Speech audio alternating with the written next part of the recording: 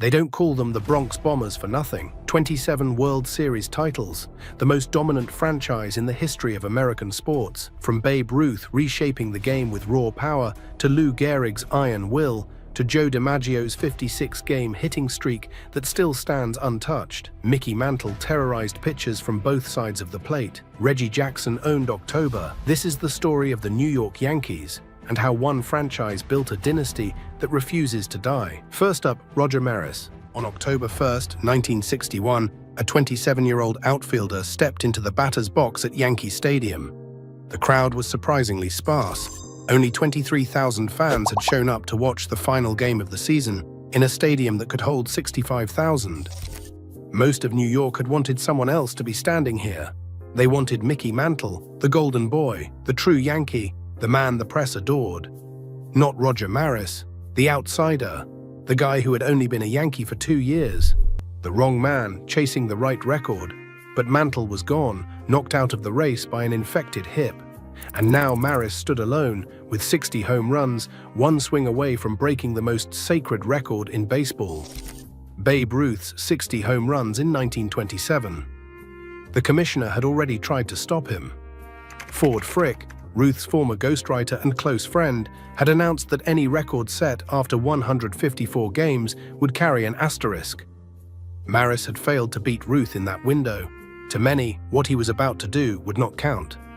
In the fourth inning, Maris faced Boston Red Sox pitcher Tracy Stallard. The count went to 2 balls, no strikes. Stallard threw a fastball. Maris swung.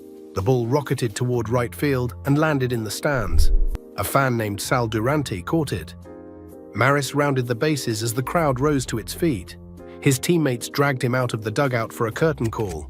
61, a new record, and almost nobody wanted him to have it. Years later, Maris said, "They acted as though I was doing something wrong, poisoning the record books or something. Do you know what I have to show for 61 home runs? Nothing. Exactly nothing." This is the story of the most hated record breaker in baseball history. A quiet man from North Dakota who endured death threats, lost his hair from stress, and watched fans boo him for daring to be better than their hero. This is the story of Roger Maris, the man who beat Mickey Mantle, the man who beat Babe Ruth, the man baseball never forgave. Roger Eugene Maris was born on September 10, 1934, in Hibbing, Minnesota, a small town on the Iron Range in the northern part of the state. His parents, Rudolph and Corinne Maris, were of Croatian heritage. His grandfather Steve had emigrated from Croatia around 1910. Rudolph worked for the Great Northern Railroad, first as a laborer and later as a foreman. The family moved frequently because of his job. When Roger was 4 years old, they relocated to Grand Forks, North Dakota. When he was 12, they moved again to Fargo. Roger had an older brother, Rudolph Jr., who everyone called Buddy. The two boys were close, but their relationship shaped Roger's life in unexpected ways. It was Buddy who introduced Roger to baseball, literally dragging him by the ear to play a sport he initially hated. Roger preferred the outdoors. He loved hunting and fishing, but Buddy insisted, and eventually Roger grew to love the game. In 1951, tragedy struck the family. Buddy developed polio at age 18. The disease ended any athletic dreams he might have had. Roger later carried guilt that he and not his brother had achieved fame in sports. Their father did nothing to ease these feelings, often comparing Roger unfavorably to Buddy. The family name was Maras, but in 1955, Rudolph Sr. changed it to Maris. The reasons were practical. Fans could pronounce it more easily. And Roger had endured years of teasing from kids who called him Ma-ass. Roger attended Bishop Shanley High School in Fargo, a Catholic school where he became a legendary multi-sport athlete. It was also where he met Patricia, the woman who would become his wife. They first noticed each other at a high school basketball game when Roger was in the 10th grade. They began dating and would remain together for the rest of his life. Football was actually Roger's best sport. In one game during his senior year, he returned 4 kicks for touchdowns. a national high school record that still stands today. He scored on 2 kickoff returns, 1 punt return, and 1 interception return. He also added a 5th touchdown on a 32-yard running play. College scouts took notice. Shanley did not have a baseball team because of North Dakota's brutal winters, so Roger played American Legion baseball during the summers. He led his team to a state championship and was voted Most Valuable Player. The University of Oklahoma recruited Roger to play football, offering him a full scholarship. He accepted and traveled to Norman for the start of the school year. But when he arrived at the bus station, no one from the university was there to greet him. Feeling slighted, Roger turned around and went back to Fargo. It was a decision that would change baseball history. Instead of college football, Roger signed with the Cleveland Indians organization in 1953. He was assigned to their Class C affiliate in Fargo-Moorhead, allowing him to play close to home. He hit .325 with 9 home runs and was named the Northern League's Rookie of the Year. Roger spent 4 seasons in the minor leagues, moving through Keokuk, Tulsa, Reading, and Indianapolis. His manager at Keokuk and Reading was Joe White, a patient man who became the most significant influence on Roger's baseball career. White taught him to stop worrying about hitting singles and to focus on pulling the ball for power. The advice worked. In 4 minor league seasons, Roger hit .303 with 78 home runs and 353 runs batted in. He was ready for the majors. Roger made his major league debut on April 16, 1957, with the Cleveland Indians. He went 3 for 5 in a loss to the Chicago White Sox. 2 days later, he hit his first career home run, a grand slam off Detroit's Jack Cremian. The debut showed promise. His rookie season was modest. He hit .235 with 14 home runs. The following June, Cleveland traded him to the Kansas City Athletics. In 1959, he made his first All-Star team and hit .273 with 16 home runs and 72 runs batted in. Kansas City had a reputation as the New York Yankees' unofficial farm team. The Athletics frequently traded their best young players to the Yankees. Roger was no exception. In December of 1959, Kansas City sent Maris to New York, along with 2 other players in exchange for 4 players that included Don Larson, who had pitched the only perfect game in World Series history. Roger's new salary was $18,000. The trade would transform both Roger's career and baseball history. Roger arrived in New York and immediately made an impact. In his Yankees debut on April 19, 1960, he hit a single, a double, and 2 home runs in an 8-4 victory over the Boston Red Sox. The 1960 season was spectacular. Roger hit 39 home runs, 1 behind his teammate Mickey Mantle, who led the league with 40. He led the American League with a slugging percentage of .581. He led in runs batted in with 112, and in extra base hits with 64.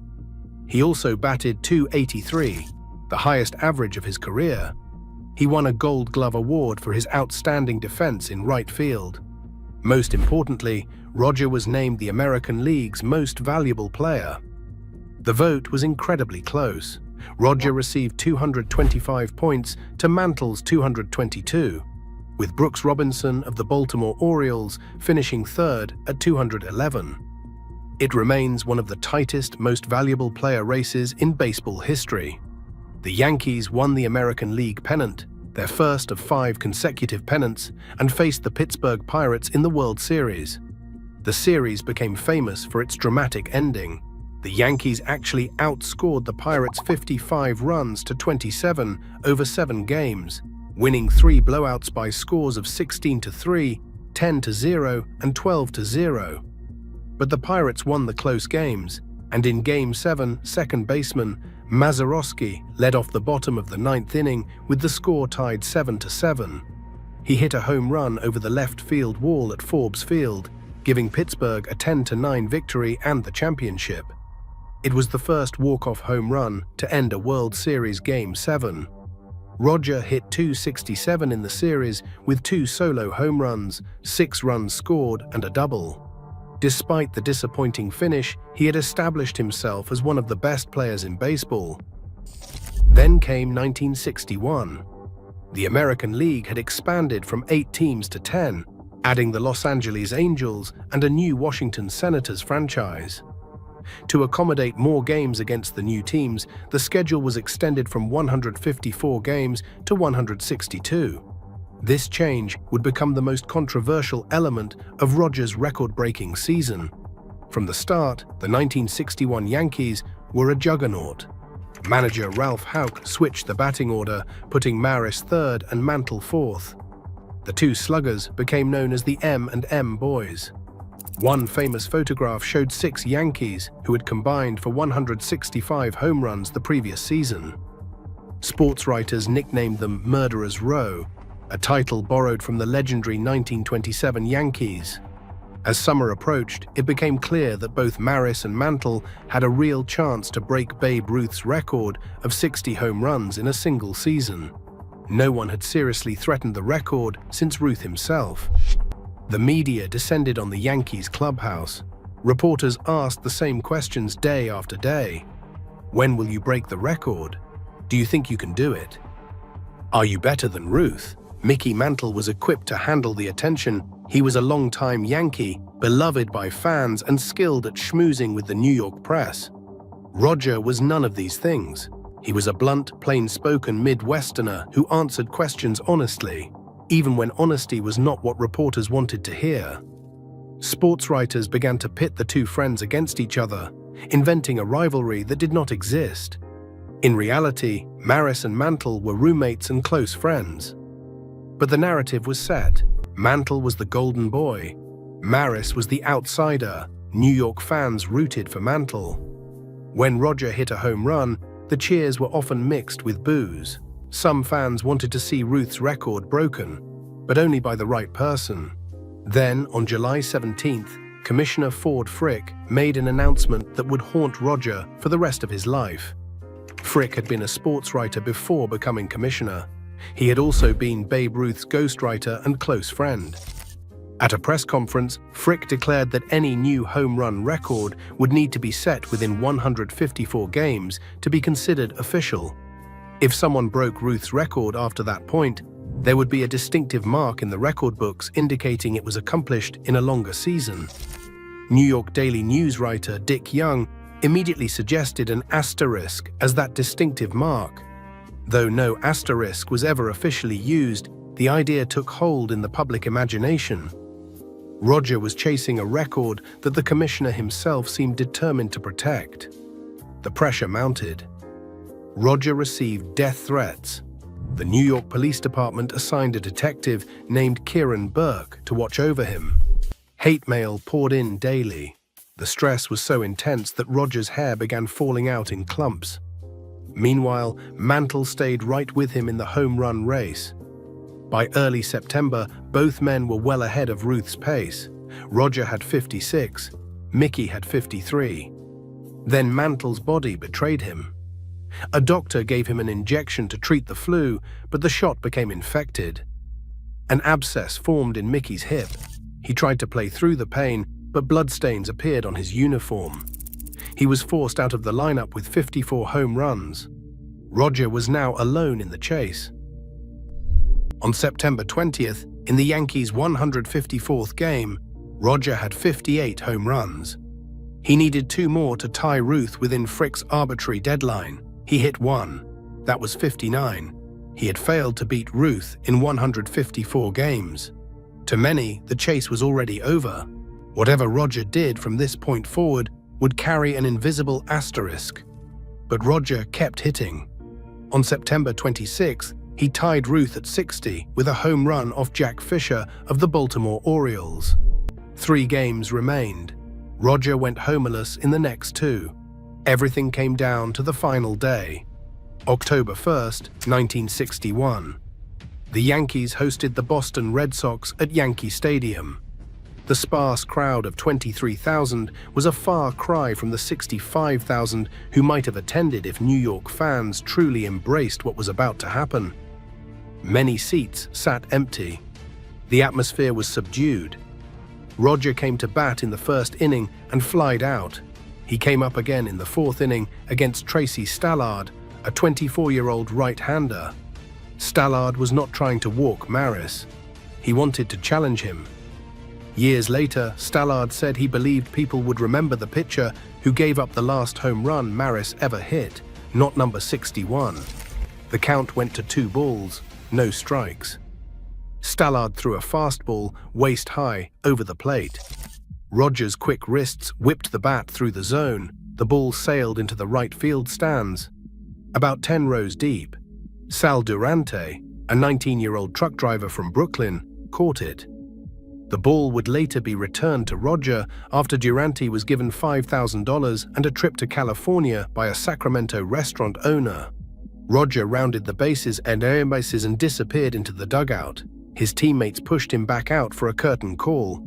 He stood at the top of the dugout steps, waved his cap awkwardly to the crowd, then retreated back inside. 61. The Yankees won the game 1-0. Roger's home run was the only run scored. It was fitting somehow. He had done this alone. The record that had stood for 34 years was broken. But the celebration felt muted. There were no fireworks, no champagne. Commissioner Frick was not in attendance. Much of the baseball establishment treated the moment as an unfortunate necessity rather than a historic achievement. Roger finished the season with 61 home runs, 141 runs batted in, and 132 runs scored. He won his second consecutive American League Most Valuable Player award.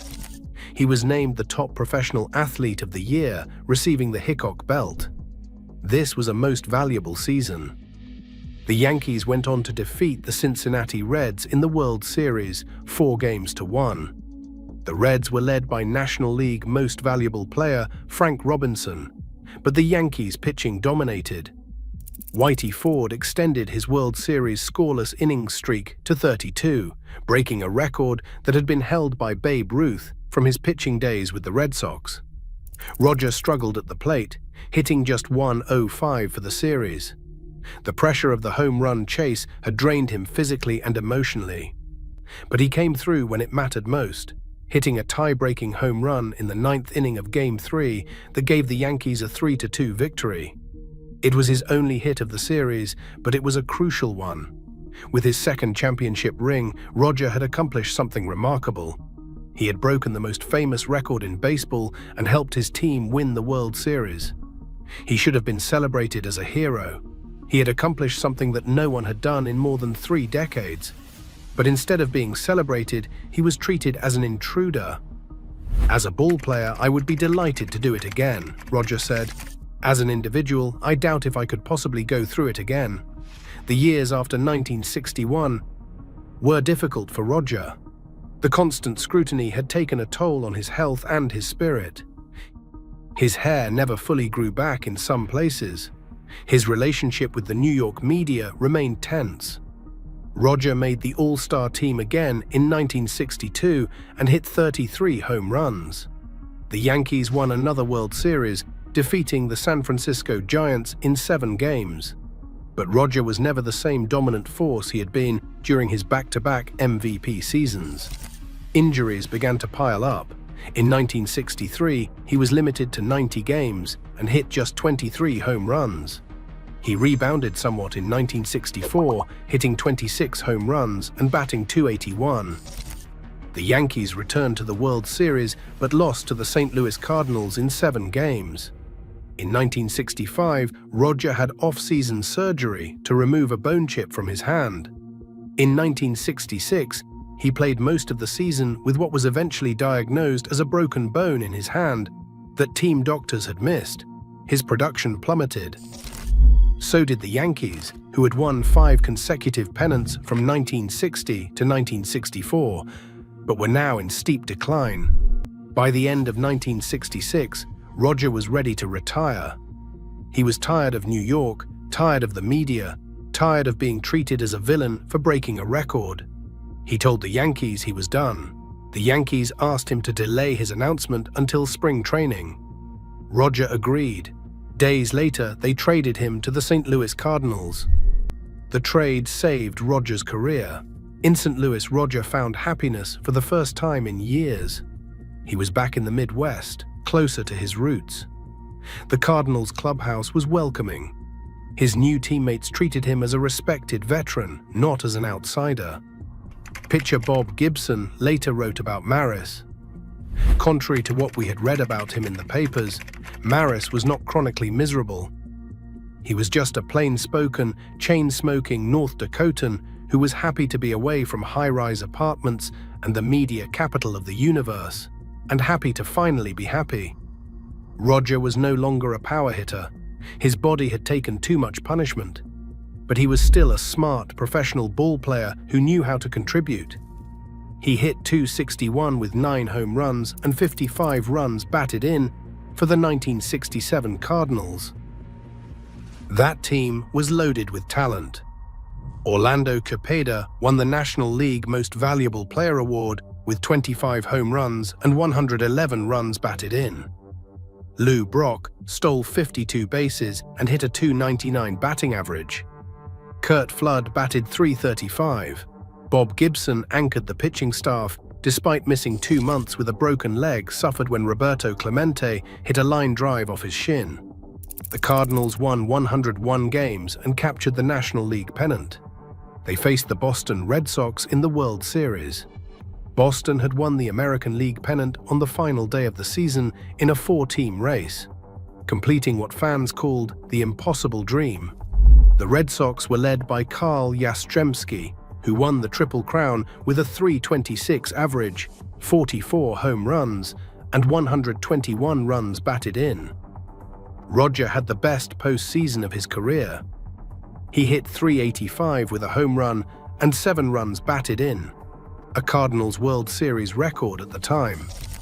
In Game 1, with Bob Gibson pitching against Jose Santiago, the game was tied 1-1 in the 7th inning. Roger came up with runners on first and third and 1 out. He grounded to first, but the run scored. The Cardinals won 2-1. Roger had driven in both runs. Throughout the series, he consistently moved runners into scoring position, even when making outs. He grounded to the right side when teammates were on second base, advancing them to third. Nobody made a more productive out than Roger Maris, one observer noted. If Cepeda was the heart of the team, Maris was the brain. The Cardinals won the series in 7 games, with Gibson dominating on the mound. For Roger, it was his 3rd World Series championship and perhaps his most satisfying. He returned for 1 more season in 1968. The Cardinals won the pennant again, but lost the World Series to the Detroit Tigers in 7 games. In Game 7, Roger was on deck when catcher Tim McCarver hit a foul pop that ended the series. Roger retired after the season. He was 34 years old. His final career numbers included 275 home runs, 851 runs batted in, and a .260 batting average. He had played in 7 World Series, more than any other player during the 1960s, and won 3 championships. But the number that defined him was 61. After baseball, Roger moved to Gainesville, Florida, where his wife Patricia's family had roots. Cardinals owner Gussie Busch, who also owned Anheuser-Busch, set him up with a Budweiser distributorship as a thank you for his contributions to the team. Roger and his brother Rudy operated Maris Distributing Company together, serving Gainesville and Ocala. Roger married Patricia on October 13, 1956, at St. Anthony's Catholic Church in Fargo. She was 21 and he was 22. They had 6 children together: Roger Jr., Kevin, Richard, Susan, Randy, and Sandra. Patricia had been his rock throughout the difficult years in New York, and now they could finally enjoy a quieter life. Roger avoided the spotlight. He rarely attended Yankees functions. The bitterness from 1961 had not faded. For more than a decade, he stayed away from Yankee Stadium entirely. He had no interest in revisiting the place where he had been treated as a villain for breaking a record. In 1973, George Steinbrenner bought the Yankees and began reaching out to former players. Slowly, Rogers' resistance softened. In 1978, he returned to Yankee Stadium for Old Timers' Day. The reception was warmer than he expected. On July 22, 1984, the Yankees held a ceremony to retire Rogers' number 9 and dedicate a plaque in his honor at Monument Park. The plaque was subtitled, "Against All Odds." Roger wore a Yankees uniform one more time and received a standing ovation from the crowd. Speaking at the 1980 All-Star Game, Roger reflected on his record-breaking season. He said, "They acted as though I was doing something wrong, poisoning the record books or something. Do you know what I have to show for 61 home runs? Nothing. Exactly nothing." The bitterness never fully disappeared. But by the end of his life, Roger had made peace with the Yankees and with his legacy. In 1983, Roger was diagnosed with non-Hodgkin lymphoma. He responded by organizing the annual Roger Maris Celebrity Golf Tournament to raise money for cancer research and treatment. The tournament continues to this day, benefiting the Roger Maris Cancer Center at Sanford Hospital in Fargo. Roger fought the disease for 2 years. In November of 1985, he was admitted to MD Anderson Hospital in Houston. His condition deteriorated rapidly. On December 14, 1985, Roger Maris died with his wife Patricia at his side. He was 51 years old. The funeral was held at St. Mary's Cathedral in Fargo, the church where Roger had attended Mass as a boy. The cathedral was filled with mourners from across the country. Mickey Mantle flew in from Dallas. Former teammates Bill Skowron and Whitey Ford attended. Bobby Allison, the NASCAR driver and a close friend, was there. Mantle was visibly emotional. The two men who had chased Ruth's record together in 1961, who had been portrayed as rivals by the press but who had been friends and roommates, were now separated forever. Mickey later wrote in his autobiography, "The single greatest feat I ever saw was Roger Maris hitting his 61 home runs to break Babe Ruth's record." Roger was buried at Holy Cross Cemetery in Fargo, back in the North Dakota plains where he had grown up. His grave is marked with a simple headstone. Fans still visit to pay their respects to the man who broke Babe Ruth's record. Roger's record stood for 37 years.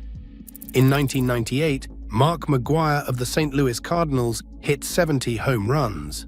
Sammy Sosa of the Chicago Cubs hit 66. 3 years later, Barry Bonds hit 73. All three of those players were later linked to performance-enhancing drugs.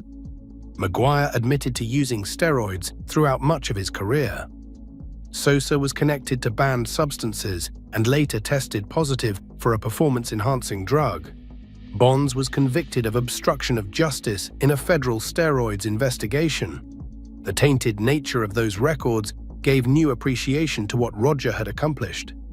He hit 61 home runs without any artificial enhancement in an era when amphetamines were common, but steroids were not. His record was clean.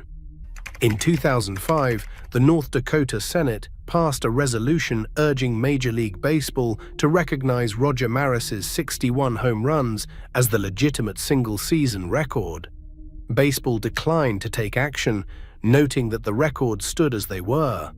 Roger's American League record of 61 stood for 61 years. A poetic coincidence. In 2022, Aaron Judge of the New York Yankees mounted a challenge. Judge was everything Roger had not been in New York. He was beloved by fans. He was embraced by the media. He played the game with joy and enthusiasm. On October 4, 2022, Judge hit his 62nd home run, breaking Roger's American League record. Members of the Maris family were in attendance at Arlington, Texas, to witness the moment. They embraced Judge afterward, passing the torch to a new generation. Judge accomplished the feat without the cloud of steroids that hung over McGwire, Sosa, and Bonds. He did it the way Roger had done it, through talent and determination. Roger would have appreciated that. Roger Maris was never elected to the Baseball Hall of Fame. He received votes from the Baseball Writers Association from 1974 to 1988, but never exceeded 43.1%. which he received in his final year of eligibility. The Hall of Fame requires 75% for induction. It remains one of baseball's enduring controversy. Roger won 2 consecutive Most Valuable Player awards, something only 13 players have accomplished in consecutive seasons. He broke the most famous record in sports. He played in 7 World Series and won 3 championships. He won a Gold Glove. He was one of the best players in baseball during his peak years. His supporters pointed out that many outfielders in the Hall of Fame never won 2 Most Valuable Player awards, and no one else had ever hit 61 home runs in a season. Next up, Yogi Berra.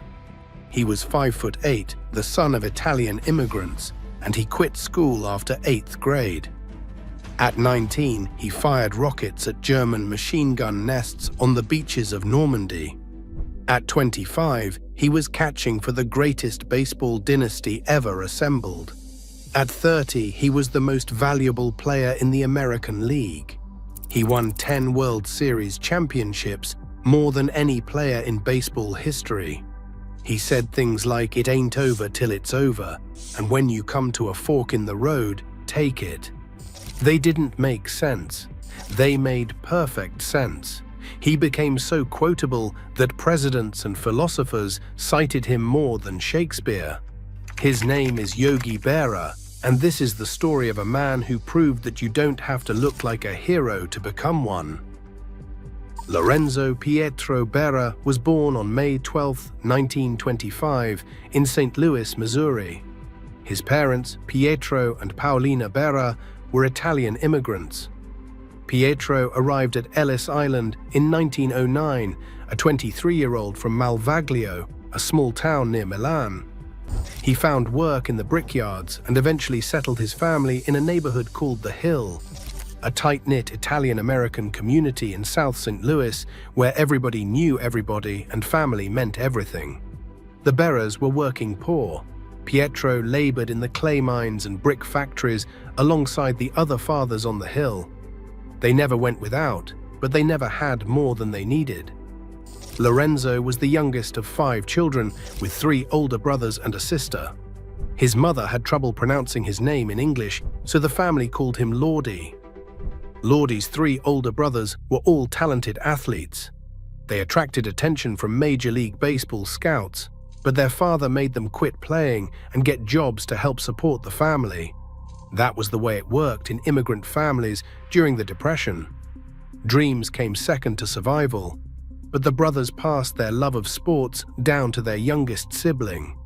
Because he was the baby of the family, and because his older brothers had already improved the family's financial situation, Lordy got something they never had. He got permission to dream. The kids on the hill played everything: baseball, soccer, football, roller hockey. They formed a YMCA team called the Stags and spent their days competing against kids from other neighborhoods.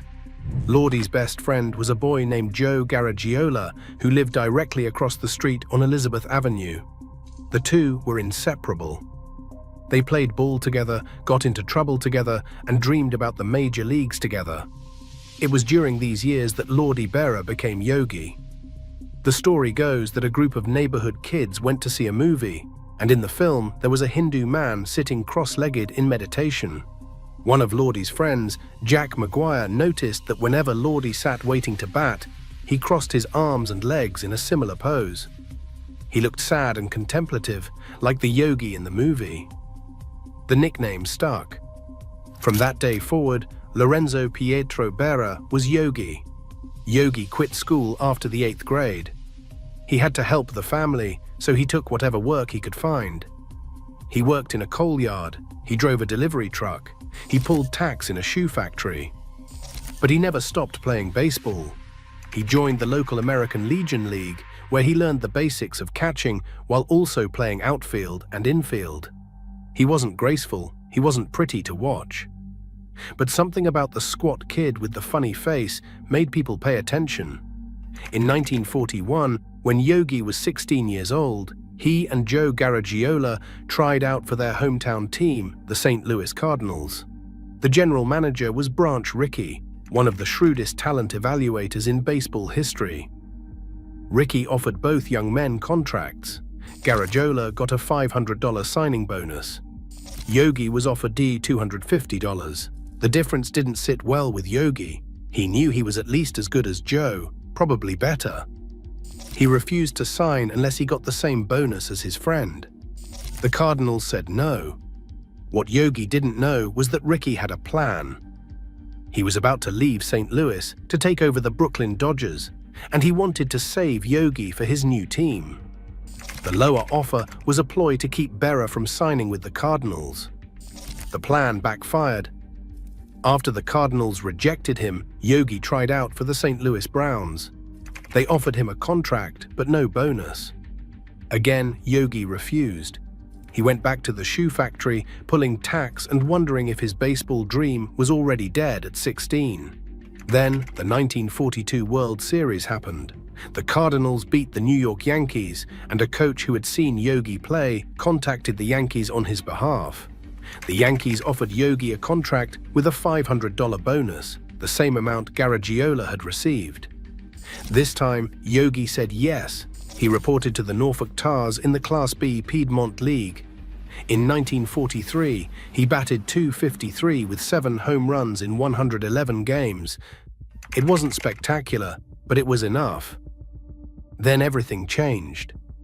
America was at war, and 18-year-old Yogi Berra enlisted in the United States Navy. What happened next would define Yogi Berra in ways that baseball never could. He trained as a gunner's mate, learning to operate and maintain weapons on naval vessels.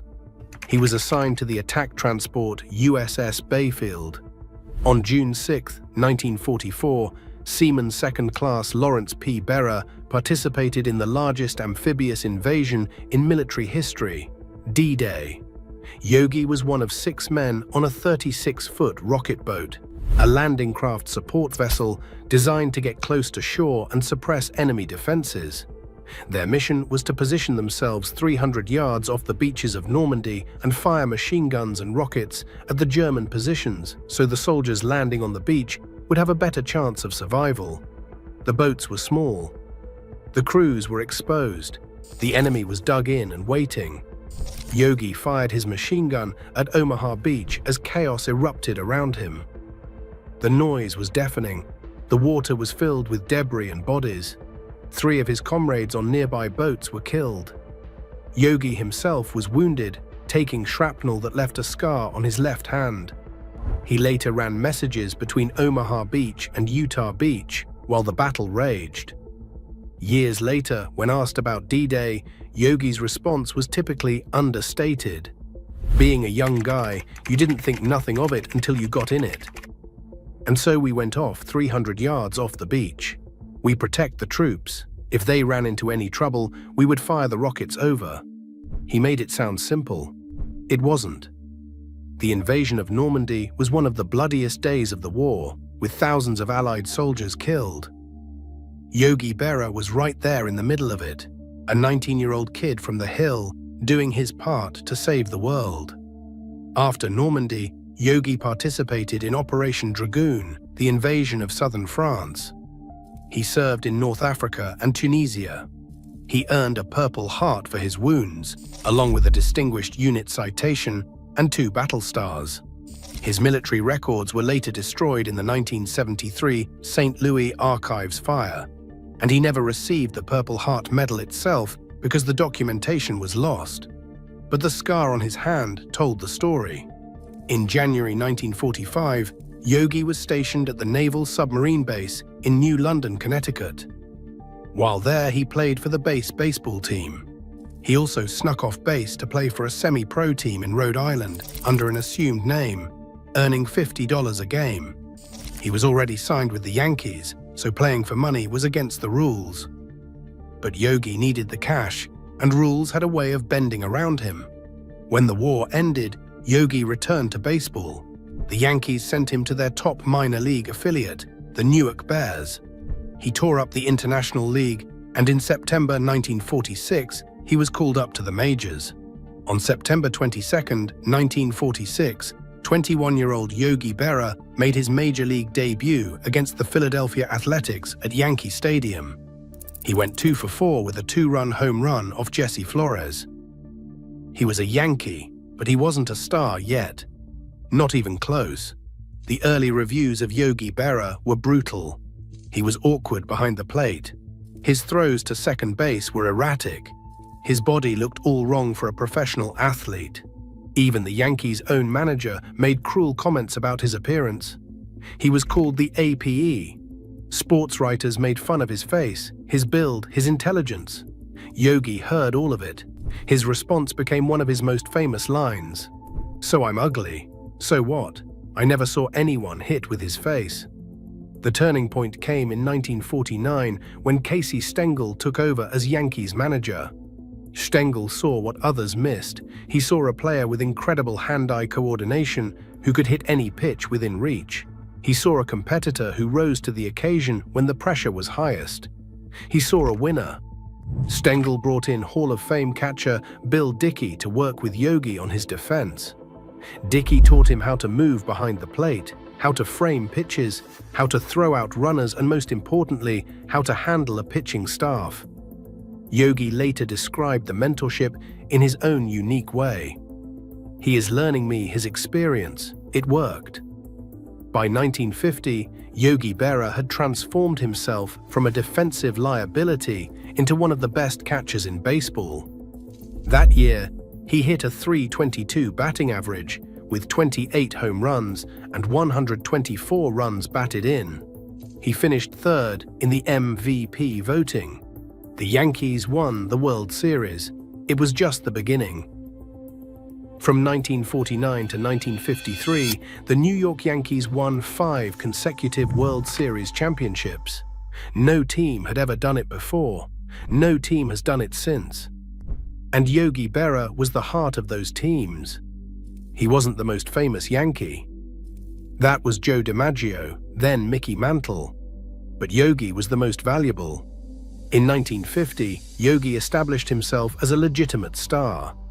He batted .322 with 28 home runs and 124 runs batted in, as the Yankees swept the Philadelphia Phillies to win their second straight championship. He finished third in the most valuable player voting that year, and many thought he deserved to win. The award went to his teammate Phil Rizzuto instead. In 1951, Yogi won his first American League Most Valuable Player award.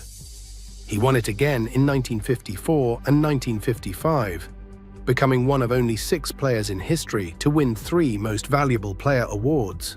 Roy Campanella of the Dodgers was the only other catcher to accomplish this feat. From 1950 to 1957, he never finished lower than 4th in the voting. Think about that. For 8 straight years, Yogi Berra was one of the 4 most valuable players in the American League. The 1955 World Series brought heartbreak. The Yankees faced the Brooklyn Dodgers, who had never won a championship despite 7 previous attempts. In Game 1, Jackie Robinson stole home. Yogi was furious. He jumped up and down, arguing that Robinson was out. He never stopped insisting that call was wrong. Decades later, he was still signing photos of the play with the words he was out. The Dodgers won that series in 7 games, giving Brooklyn its only championship. The Yankees came back in 1956 to beat those same Dodgers. Yogi hit 3 home runs in that series, including 2 off Don Newcomb in the decisive 7th game. And of course, there was the perfect game. The statistics tell part of the story. He made 18 All-Star teams. He hit 358 home runs, which was the record for catchers when he retired. He drove in over 100 runs 5 times. He led the American League catchers in home runs and runs batted in for 9 consecutive seasons. In 1950, he struck out only 12 times in 597 at-bats. He once had more home runs than strikeouts in a season. He did that 5 times. But the statistics don't capture what made Yogi special. He was a bad ball hitter who could reach pitches outside the strike zone and drive them for extra bases. He was nearly impossible to strike out because he put the bat on everything. He was at his best when the game was on the line. Paul Richards, an opposing manager, once said he is the toughest man in the league in the last 3 innings. Yogi also engaged in psychological warfare behind the plate. He talked constantly to opposing batters, chattering about anything and everything to break their concentration. Some hitters found it maddening. Others found it hilarious. Hank Aaron, one of the greatest hitters who ever lived, once told Yogi to be quiet because he was there to hit, not to talk. Yogi's response was vintage. He told Aaron that he hoped he hit good because Yogi wanted to win more than anything. Aaron grounded out. The Yogi chatter became legendary. He would ask hitters about their families, their off-season plans, anything to get inside their heads. Most batters learned to tune him out. The ones who couldn't often found themselves walking back to the dugout after making weak contact. And then there was the catching. After his shaky start, Yogi became a master at handling pitches. He studied hitters obsessively. He called brilliant games. His pitchers loved throwing to him because he made their jobs easier. He led the American League in assists 5 times. From 1957 to 1959, he went 148 consecutive games without making an error. His durability was legendary. He caught at least 100 games in 10 different seasons. He caught both games of 117 doubleheaders. In June 1962, at 37 years old, he caught an entire 22-inning game against the Detroit Tigers. 7 hours behind the plate. Most catchers would have begged out after 15 innings. Yogi just kept going. Casey Stengel, who managed Yogi for most of his career, once said that he never plays a game without his man. That man was always Yogi. He caught 3 no-hitters in his career, including the only perfect game in World Series history. That perfect game happened on October 8, 1956. The Yankees were playing the Brooklyn Dodgers in Game 5 of the World Series.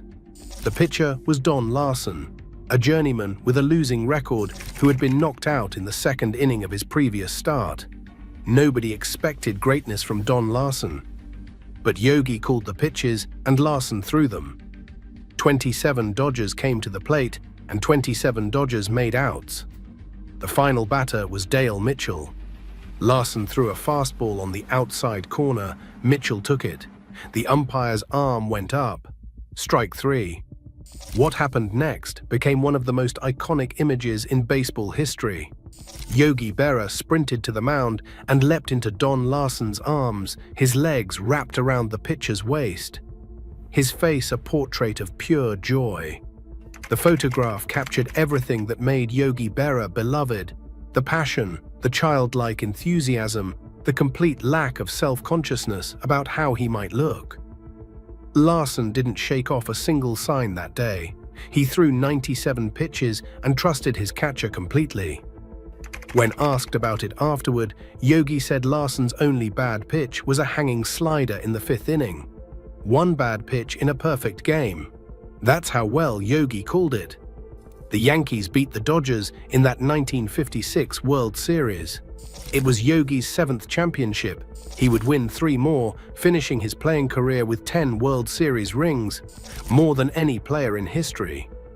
He appeared in 14 World Series total and played in 75 World Series games, both records. He had 71 hits in World Series play, another record. He hit 12 World Series home runs. The numbers are staggering. But perhaps the most remarkable statistic is this. In those 75 World Series games, Yogi Berra got a hit in 71 of them. He showed up in October, every single time. While Yogi was dominating baseball, he was also building a family. He met Carmen Short in 1947. She was from Salem, Missouri, working as a waitress at a steakhouse in St. Louis. They hit it off immediately. On January 26, 1949, Yogi and Carmen were married at St. Ambrose Catholic Church on the Hill, the same neighborhood where Yogi had grown up. The marriage would last 65 years until Carmen died in 2014. They raised 3 sons in Montclair, New Jersey. Larry played in the minor leagues for the Mets organization. Tim played football for the Baltimore Colts. Dale became a major league shortstop who played for the Pirates, the Yankees, and the Astros. When Dale played for the Yankees in 1984 and 1985, his manager was his father. Yogi's playing career ended after the 1963 season. He was 38 years old and had appeared in his 10th World Series, this time losing to the Los Angeles Dodgers in 4 games. The Yankees immediately named him their new manager. It seemed like a perfect fit, the most beloved Yankee taking over the most storied franchise in sports. But managing proved more complicated than playing. The 1964 season was filled with drama, including the famous harmonica incident when infielder Phil Linz played his harmonica on the team bus after a tough loss and Yogi told him to stop. The confrontation made national news. People wondered if Yogi had the toughness to manage professional athletes. He answered those doubts by winning the American League pennant. The Yankees made it to the World Series, facing the St. Louis Cardinals. They lost in 7 games, and then something shocking happened. The Yankees fired Yogi Berra. He had won a pennant in his only year as manager, and they fired him anyway. The decision still baffles baseball historians. Meanwhile, the Cardinals fired their own manager, Johnny Keane, despite winning the World Series. In a bizarre twist, Keane became the new Yankees manager while Yogi moved across town to the New York Mets. For the next decade, Yogi served as a coach and player coach for the Mets. He even played in 4 games in 1965, his final season as an active player. He was there in 1969 when the Miracle Mets shocked the world by winning the World Series. Then in April 1972, tragedy struck. Mets manager Gil Hodges, Yogi's close friend, suffered a fatal heart attack after a round of golf with his coaches. The Mets turned to Yogi. He did not want the job at first. Taking over for a friend who had just died felt wrong. But Carmen encouraged him, and Yogi accepted the position. What followed was one of the most improbable seasons in baseball history. The 1973 Mets were terrible. Injuries destroyed the roster. By the end of August, they were in last place with a record of 61 wins and 71 losses, 6.5 games out of first. The newspapers were calling for Yogi's job. Chairman of the board, M. Donald Grant, was thinking about firing him. Then reliever Tug McGraw jumped up in a clubhouse meeting and shouted 4 words that would become a rallying cry. "You gotta believe." Yogi kept telling everyone to be patient. A winning streak was coming. Nobody believed him except the players. It was around this time that Yogi supposedly said his most famous line, "It ain't over till it's over." The Mets went 20-8 in September. They won the National League East with a record of 82 wins and 79 losses, a winning percentage of just .509. It remains the lowest winning percentage of any pennant winner in Major League history. They beat the Cincinnati Reds in a brutal playoff series that included a bench-clearing brawl between Pete Rose and Mets shortstop Bud Harrelson. They made it all the way to the World Series before losing to the Oakland Athletics in 7 games. Yogi Berra had now managed in the World Series in both the American League and the National League. Only Joe McCarthy had done it before him. Yogi stayed with the Mets through 1975, then returned to the Yankees as a coach. In 1984, the Yankees made him manager again. Owner George Steinbrenner promised that Yogi would have the job for the entire 1985 season, no matter what. After a third-place finish in 1984, Yogi believed him. 16 games into the 1985 season, with the Yankees at 6 wins and 10 losses, Steinbrenner fired Yogi Berra. He sent general manager Clyde King to deliver the news rather than doing it himself. Billy Martin, who had been serving as an advanced scout, took over as manager. The players were devastated. Don Mattingly had tears in his eyes. Don Baylor kicked over a trash can. Yogi did not criticize Steinbrenner publicly. He just said he was the boss and he could do what he wanted. But privately, he was furious. Steinbrenner had broken his word, and that meant everything to a man raised on the hill where your word was your bond. Yogi vowed never to return to Yankee Stadium as long as that guy was in charge. And for 14 years, he kept that vow. He did not attend Old Timers' Day. He did not show up when they dedicated his plaque in Monument Park in 1988. He coached for the Houston Astros and stayed far away from the Bronx. The feud became legendary. Fans hoped for reconciliation. Yogi's family urged him to make peace. He refused. Then Joe DiMaggio got involved. DiMaggio was DYing. In early 1999, he summoned Steinbrenner to his hospital room and told him to end the feud. "It should not be a personal thing," DiMaggio said. "It should be first for the fans, then for the game, then for the Yankees. That should be more important than two men having a feud." On January 5, 1999, George Steinbrenner flew to New Jersey and met with Yogi and Carmen at the Yogi Berra Museum on the campus of Montclair State University. Steinbrenner apologized. He said firing Yogi was the worst mistake he ever made in baseball. He admitted he had screwed up. Yogi's response was simple. 14 years is long enough. He said, "I forgive you, George. Don't worry about it. I've made a lot of mistakes in my baseball career too." The feud was over. 6 months later, the Yankees hosted Yogi Berra Day at the stadium. Don Larson threw the ceremonial first pitch to his old battery mate. And then something magical happened. That afternoon, Yankees pitcher David Cone threw a perfect game against the Montreal Expos. It was only the 16th perfect game in Major League history and the first by a Yankee since Larson. Yogi was there to see it, back home where he belonged. Through all of this, through the championships and the heartbreaks and the feuds, Yogi Berra kept saying things that made no sense and perfect sense at the same time. The Yogi-isms became as famous as his baseball achievements. "When you come to a fork in the road, take it." He said this while giving directions to his house. Either fork would get you there. Nobody goes there anymore. It's too crowded. He was talking about a popular restaurant in St. Louis. Baseball is 90% mental. The other half is physical. The future ain't what it used to be. You can observe a lot by just watching. It's like déjà vu all over again. I really didn't say everything I said. Some of these quotes were invented by sports writers and publicists. Yogi knew it and didn't much care. A lot of guys come up to me and say, "Hey Yog, say a Yogi-ism." I tell them, I don't know any. They want me to make one up. I don't make them up. I don't even know when I say it. They're the truth. And it is the truth. I don't know. The Yogi-isms entered the American language like few expressions before or since. Presidents quoted him. Philosophers analyzed him. He became more cited than Shakespeare in some collections of quotations. The funny-looking kid from the Hill who quit school after 8th grade had somehow become one of the most quoted Americans in history.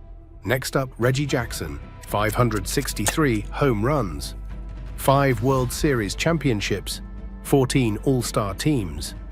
But numbers don't tell the whole story. Reggie Jackson was loud, cocky, arrogant. He talked trash before trash talk was cool. He fought with his manager in the dugout on national television. He clashed with owners who signed his paychecks. He walked into clubhouses like he owned the place because in his mind, he did. But here's the thing. When October came, when the pressure was at its peak, when everyone else choked, Reggie Jackson became a god. One night in 1977, he stepped to the plate 3 times in the World Series. 3 swings, 3 home runs, 3 different pitchers. 56,000 fans chanted his name. Even the opposing first baseman admitted he applauded inside his glove. They called him Mr. October. This is his story. Reginald Martinez Jackson was born on May 18, 1946, in the Wyncote neighborhood of Cheltenham Township, Pennsylvania, just north of Philadelphia. He was the 4th of 6 children born to Martinez Jackson and Clara Jackson. His father was a remarkable man. Martinez Jackson was half Puerto Rican, the son of a Spanish woman, and a black man. He played second base for the Newark Eagles in the Negro Leagues from 1933 to 1938. He served as a fighter pilot in World War II, flying P-51 Mustangs during the North Africa campaign. After the war, he used his Army Air Corps savings to start a dry cleaning and tailoring business. The family lived above the shop, in a modest two-story building. Young Reggie learned the trade from his father.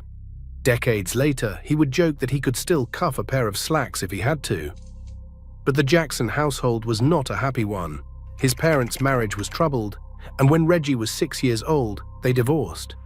His mother, Clara, left, taking 3 of his siblings with her. Reggie stayed behind with his father, along with an older brother and a half-brother. Martinez Jackson became a single father, raising his boys in a predominantly white neighborhood. They were one of the few black families in Wyncote. Money was tight. Reggie later recalled that they often felt poverty, though his father always managed to put food on the table. Growing up without his mother left a mark on young Reggie. He channeled that pain into sports, determined to prove himself, to stand out, to be somebody. His father instilled in him a fierce work ethic and an unshakable belief in himself. Martinez Jackson had overcome obstacles that would have broken most men, including racism in professional baseball, the dangers of combat, and the challenge of starting a business from nothing. He passed that resilience on to his son, and stand out he did. At Cheltenham High School, Reggie was a 4-sport star. He played football, basketball, baseball, and ran track. In the 100-yard dash, he clocked 9.7 seconds.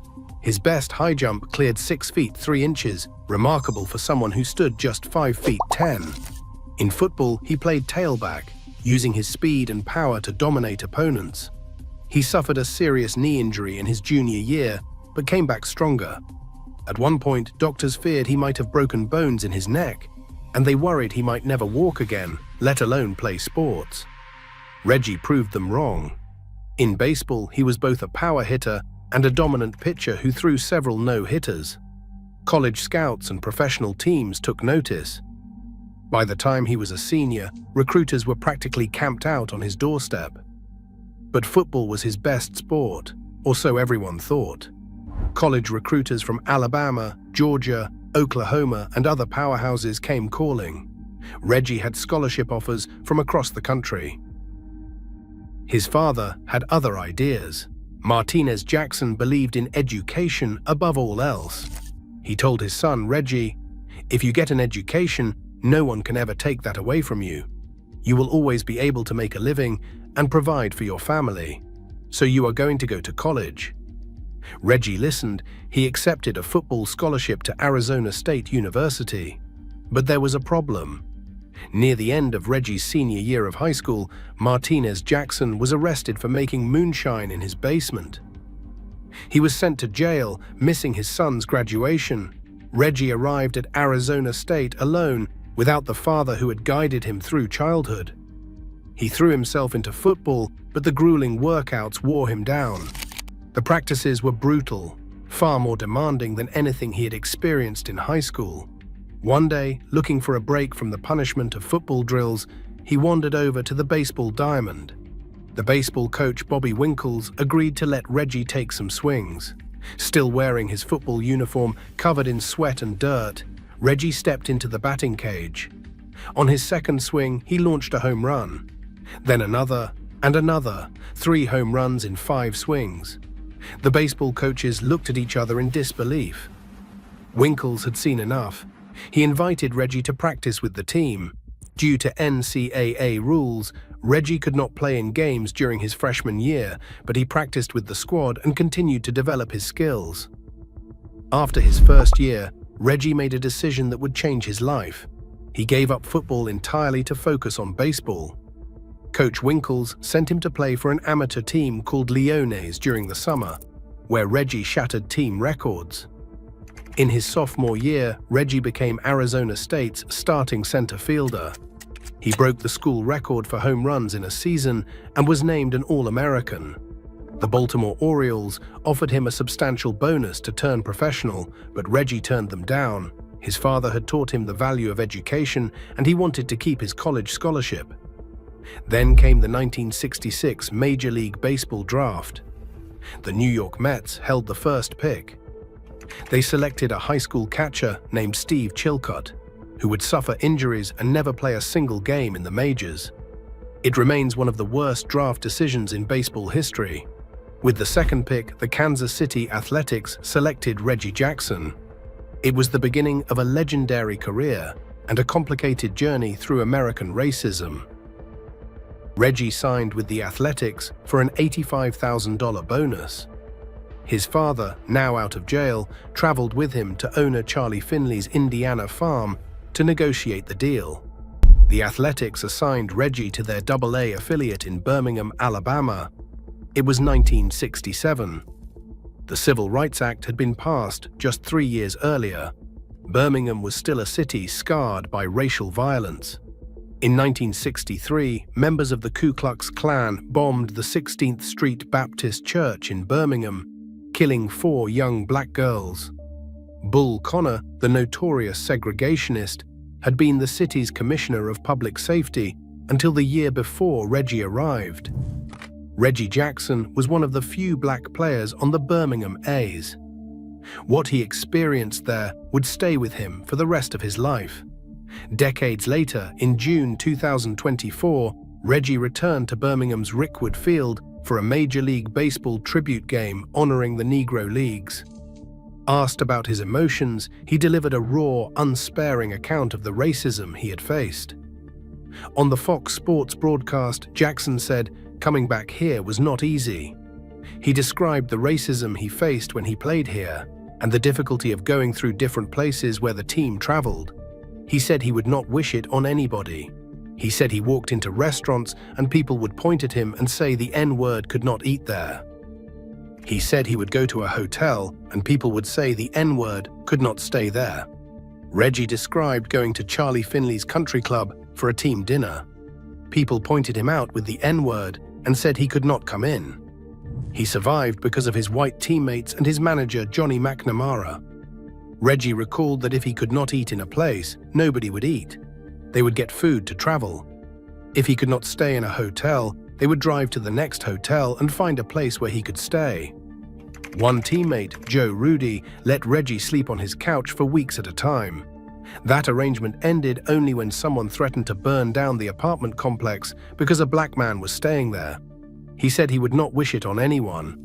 At the same time, he said that had it not been for his white friends and for a white manager, he would never have made it. Despite everything, Reggie performed. He hit well enough in Birmingham to earn a promotion. In 1967, he was called up to the Kansas City Athletics for a brief stint. By 1968, he was in the majors to stay. The team moved to Oakland that same year, and Reggie Jackson became the face of the franchise. The 1968 season was a learning experience. Reggie showed flashes of brilliance, but also struggled with consistency. He hit 29 home runs, but batted just .250 and struck out 171 times. Then came 1969, the year Reggie Jackson announced his breakout to the baseball world. Through the first half of the season, he was on a pace that had fans dreaming of Roger Maris's single-season home run record. By the All-Star break, he had 37 home runs. The whole country was watching. He cooled off in the second half. The pressure was immense for a 23-year-old, but he still finished with 47 home runs, just 2 shy of the league lead. He drove in 118 runs and led the American League with 123 runs scored. He was an all-star for the first time. But 1969 also revealed something about Reggie that would define his career. He struck out a lot. He led the league with 142 strikeouts that season. Over his career, he would accumulate 2,597 strikeouts, a major league record at the time of his retirement. Strikeouts were part of his game. Reggie did not apologize for the strikeouts. He swung hard, he swung for the fences. Sometimes he missed, but when he connected, the ball traveled farther than almost anyone else could hit it. He understood a fundamental truth about his game. The same aggressive approach that led to strikeouts also led to tape measure home runs. Power came with the cost. In the 1971 All-Star Game at Detroit's Tiger Stadium, Reggie gave the nation a glimpse of that power. Pinch hitting in the third inning with his team, down 3-0, he faced Pirates pitcher Doc Ellis. Reggie swung and launched a towering shot that struck a transformer on the stadium roof. Some observers said the ball would have left the stadium entirely if it had not hit the obstruction. The American League rallied to win 6-4. Reggie later said that he was not even trying to hit a home run. He was just trying to keep from striking out. All he wanted to do was meet the ball. By 1972, the Oakland Athletics were ready to win. Manager Dick Williams had assembled a collection of talented, colorful, combative players. They had Vida Blue, the flame-throwing left-hander. They had Catfish Hunter, the ace with pinpoint control. They had Rollie Fingers, the mustachioed reliever who would become one of the greatest closers in history. And they had Reggie Jackson. That spring, Reggie showed up to camp with a mustache. His teammates told him to shave it off. He refused. Owner Charlie Finley loved it so much that he offered every player $300 to grow facial hair. The Mustache Gang was born. The 1972 Athletics won 93 games and captured the American League West. In the playoffs, they faced the Detroit Tigers. The series went to a decisive fifth game. In the second inning, Reggie drew a walk, stole second, and advanced to third on a flyout. Then he and teammate Mike Epstein executed a double steal. Reggie sprinted home as Epstein drew a throw to second. He scored, but he injured his hamstring in the process. Reggie hobbled off the field in tears. His postseason was over. He was injured and sidelined. Reggie recalled that when he had to hobble off the field, he cried. Then he looked in the stands, and there, sitting next to the dugout, was Mr. Finley, and he was crying too. The Athletics won the pennant without their star. In the World Series against the Cincinnati Reds, catcher Gene Tenace stepped up, hitting 4 home runs and winning the Most Valuable Player award. Oakland defeated the Big Red Machine in 7 games for their first championship since 1930. Reggie watched from the bench, his leg wrapped, unable to contribute. It was the only World Series he would ever miss. The following year, 1973, belonged to Reggie Jackson. He led the American League with 32 home runs and 117 runs batted in. He scored 99 runs. He was named the American League's Most Valuable Player, and this time he was healthy for October. The Athletics faced the New York Mets in the World Series. It was a hard-fought battle that went 7 games. In the decisive Game 7, Reggie came to bat in the third inning against Mets pitcher John Matlack, with the score tied at 0. He launched a 2-run home run. Teammate Bert Campaneris followed with another 2-run shot. Just like that, Oakland led 4-0. They held on to win 5-2. Reggie Jackson was named World Series Most Valuable Player. The Athletics had won their second consecutive championship, but the 1973 season was not without controversy. In June, Reggie got into a clubhouse fight with teammate Billy North at Detroit's Tiger Stadium. During the altercation, catcher Ray Fosse, the same Ray Fosse who Pete Rose had famously collided with in the 1970 All-Star Game, tried to separate the combatants. Fosse suffered a crushed disc in his neck, costing him 3 months on the disabled list. The Athletics were a talented but combustible group. They fought with each other, fought with their manager, fought with owner Charlie Finley. But when it came time to play, they were all business. In 1974, Oakland made it 3 in a row, defeating the Los Angeles Dodgers in 5 games. Rollie Fingers won the series' Most Valuable Player, but Reggie contributed a crucial outfield assist in the clinching game that helped preserve the victory. Backing up center fielder Billy North on an error, Reggie fired a strike to the relay man to cut down a potential run. The Oakland Athletics had become a dynasty, the only franchise besides the New York Yankees to win 3 consecutive World Series titles. Reggie Jackson, Catfish Hunter, Rollie Fingers, Vida Blue, Sal Bando, Joe Rudi, Bert Campaneris. They were champions, and they knew it. Years later, Reggie reflected on those Oakland teams. He said, "I won 3 World Series here. I hit more home runs here than I hit in New York. I probably accomplished more here. If I had to say which team meant more to me, I'd probably say the A's." But dynasties do not last forever, and Charlie Finley's refusal to pay his players was about to tear the team apart. After the 1974 season, Catfish Hunter became baseball's first modern free agent because of a contract dispute with Charlie Finley. He signed with the Yankees. The Athletics won their division again in 1975, but were swept by the Boston Red Sox in the playoffs. Reggie wanted a big contract. Finley refused to pay. Before the 1976 season, Reggie was traded to the Baltimore Orioles. He played 1 season in Baltimore, stealing a career-high 28 bases, but he had his eye on a bigger stage. After the 1976 season, Reggie Jackson became a free agent. The New York Yankees came calling available than Reggie Jackson. Steinbrenner signed Reggie to a 5-year contract worth $2,960,000, a staggering sum at the time. Reggie had predicted years earlier that if he ever played in New York, they would name a candy bar after him. "If I played in New York, they'd name a candy bar after me," Reggie had said back in 1976. Within 2 years, the Reggie bar was on store shelves across America.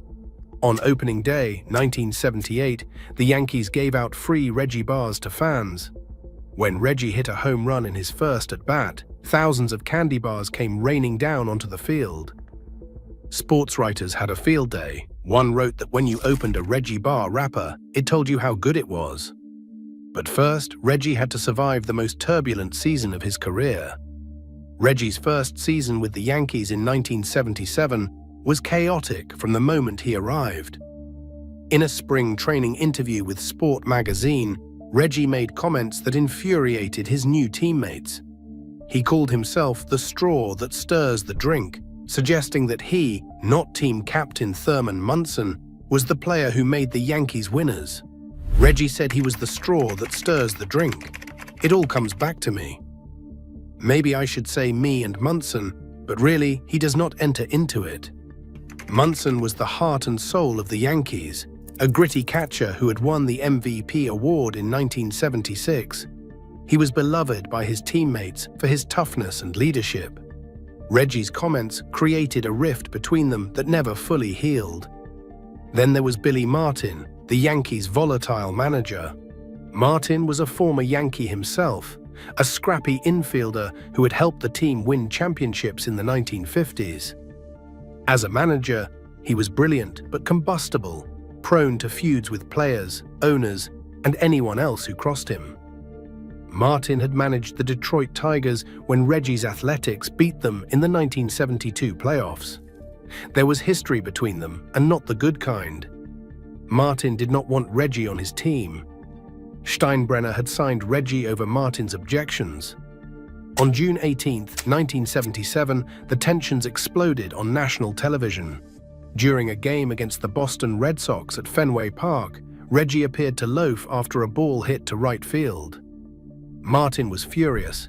He sent Paul Blair out to replace Reggie in the middle of the inning. When Reggie reached the dugout, the two men nearly came to blows. Coaches had to restrain Martin from attacking his own player. The whole country watched. Despite the chaos, the Yankees won. They finished with 100 wins and captured the American League East. They beat the Kansas City Royals in a 5-game championship series, with Reggie delivering a clutch run batted in single after being benched for most of the series. Then came the World Series against the Los Angeles Dodgers. The Yankees won the first game, lost the second, then won games 3, 4, and 5 to take a commanding lead. They needed one more victory to clinch the championship. Game 6, October 18, 1977, Yankee Stadium. 56,407 fans packed the house, sensing history. Before the game, Joe DiMaggio, the Yankee Clipper himself, sat down next to Reggie in the clubhouse. DiMaggio had been Oakland's hitting coach when Reggie was a young player in the late 1960s. now the greatest living Yankee, told Reggie that he thought he was a great ball player. It was exactly the confidence boost Reggie needed, validation from a legend. During batting practice, Reggie put on a show unlike anything the stadium had seen. He launched ball after ball into the seats, into the upper deck, into the black seats in center field, everywhere. Later, Reggie estimated that he hit 35 balls into the stands out of roughly 50 swings. Writer Roger Kahn, watching from the press box, said it was the most impressive batting practice display he had ever witnessed. The crowd began chanting his name even before the game started. Reggie, Reggie, Reggie. Teammate Willie Randolph shouted from the cage, "Hey, would you maybe save a little of that for the game?" Reggie nodded and smiled. "I'm feeling good. I'm feeling great." The Dodgers took an early 3-2 lead, but Reggie walked in his first at bat. The Yankees had tied the game by the fourth inning when Reggie came to bat against starter Bert Hooton with Thurman Munson on base. Reggie had consulted with Yankees scout Gene Michael before the game. Michael told him flatly, "Hooton's gonna pitch you a fastball in." First pitch, fastball inside. Reggie swung and drove it into the right field seats. 2-run home run. The Yankees take the lead, 4-3. "As soon as I hit it, I knew it was gone," Reggie said later. In the fifth inning, Reggie faced reliever Elias Sosa, who had posted a 1.98 earned run average during the regular season. Willie Randolph was on first base. Reggie figured Sosa would also come inside with a fastball. He did. First pitch, fastball. Reggie hammered a line drive into the first row of the lower deck in right field. Another 2-run home run. The lead grows to 7-3. Reggie held up 2 fingers as he rounded the bases. "That's 2, he shouted with a wide grin. "I was still in batting practice. That's how I felt." Randolph recalled years later, "Once he hit the second home run, I knew he was going to hit another one because he was in such a good groove." In the 8th inning, Reggie faced knuckleballer Charlie Hough. The crowd was on its feet, anticipating history. Fans were already throwing firecrackers onto the field in celebration. First pitch, knuckleball. Catcher Steve Yeager later lamented, "It was a knuckler, a perfect pitch for him to hit." Reggie crushed it, a towering shot that sailed over the center field wall, landing deep in the black seats, nearly 500 feet from home plate. 3 home runs, 3 pitches, 3 different pitchers. 3. Reggie stood at home plate for several seconds, watching the ball disappear into the night. Then he began his trot around the bases, soaking in the adulation of 56,000 screaming fans. When he reached the dugout, his teammates, the same teammates he had feuded with all season, mobbed him. Reggie looked at the camera, held up 3 fingers and said, "That's 3, Mom." The Yankees won 8-4. They were World Series champions for the first time since 1962. Dodgers manager Tommy Lasorda said it was the greatest performance he had ever seen in a World Series. Dodgers first baseman Steve Garvey later admitted that when Reggie hit his 3rd home run, and he was sure nobody was looking, he applauded into his glove. Reggie Jackson had earned his nickname forever, Mr. October. The following year, 1978, Reggie and the Yankees did it again. They staged a comeback, coming from 14 games behind the Red Sox to force a 1-game playoff, and they won on Bucky Dent's famous home run. Then they beat the Dodgers again in the World Series, 4-2. Reggie hit 2 more home runs in that series, batting .391. He had back-to-back championship rings, just like he had won in Oakland. Reggie played 3 more seasons with the Yankees, making the All-Star team each year. In 1980, he hit a career-high 300 with 41 home runs, leading the league in long balls for the 4th time in his career. But after the 1981 season, George Steinbrenner let Reggie walk. The relationship between owner and player had soured. Steinbrenner wanted younger, cheaper talent. At 35 years old, Reggie was considered past his prime. He signed with the California Angels, returning to the West Coast where his career had begun. In Anaheim, Reggie proved the doubters wrong. In his first season with the Angels, 1982, he led the American League with 39 home runs at age 36. He helped the team win the American League West Division title, though they lost to the Milwaukee Brewers in the championship series. Reggie continued to produce year after year. In 1984, at age 38, he reached one of baseball's most exclusive milestones. On September 17, 1984, Reggie launched his 500th career home run off Kansas City's Bud Black. He became just the 13th player in baseball history to reach that plateau. The Angels held a ceremony in his honor, and Reggie, never one for modesty, embraced the moment. He said he always knew he would hit 500. He added that he just did not know when. He helped the Angels win another division title in 1986, making the playoffs for the 10th time in his career. The Angels came within one strike of reaching the World Series before the Boston Red Sox staged a dramatic comeback to win the American League Championship Series. It was a heartbreaking end to what would be Reggie's last postseason appearance. Reggie finished his career where it began, with the Oakland Athletics. He signed a one-year contract for the 1987 season, returning to the team that had drafted him 21 years earlier. The body was breaking down, he was 41 years old, but the swing was still beautiful. Reggie hit 15 home runs that final season, including number 563, his last. His final at-bat came on October 4, 1987, at Comiskey Park in Chicago. Facing White Sox pitching, he stroked a broken bat single up the middle. It was a fitting end, Reggie getting one more hit and one more moment in the spotlight.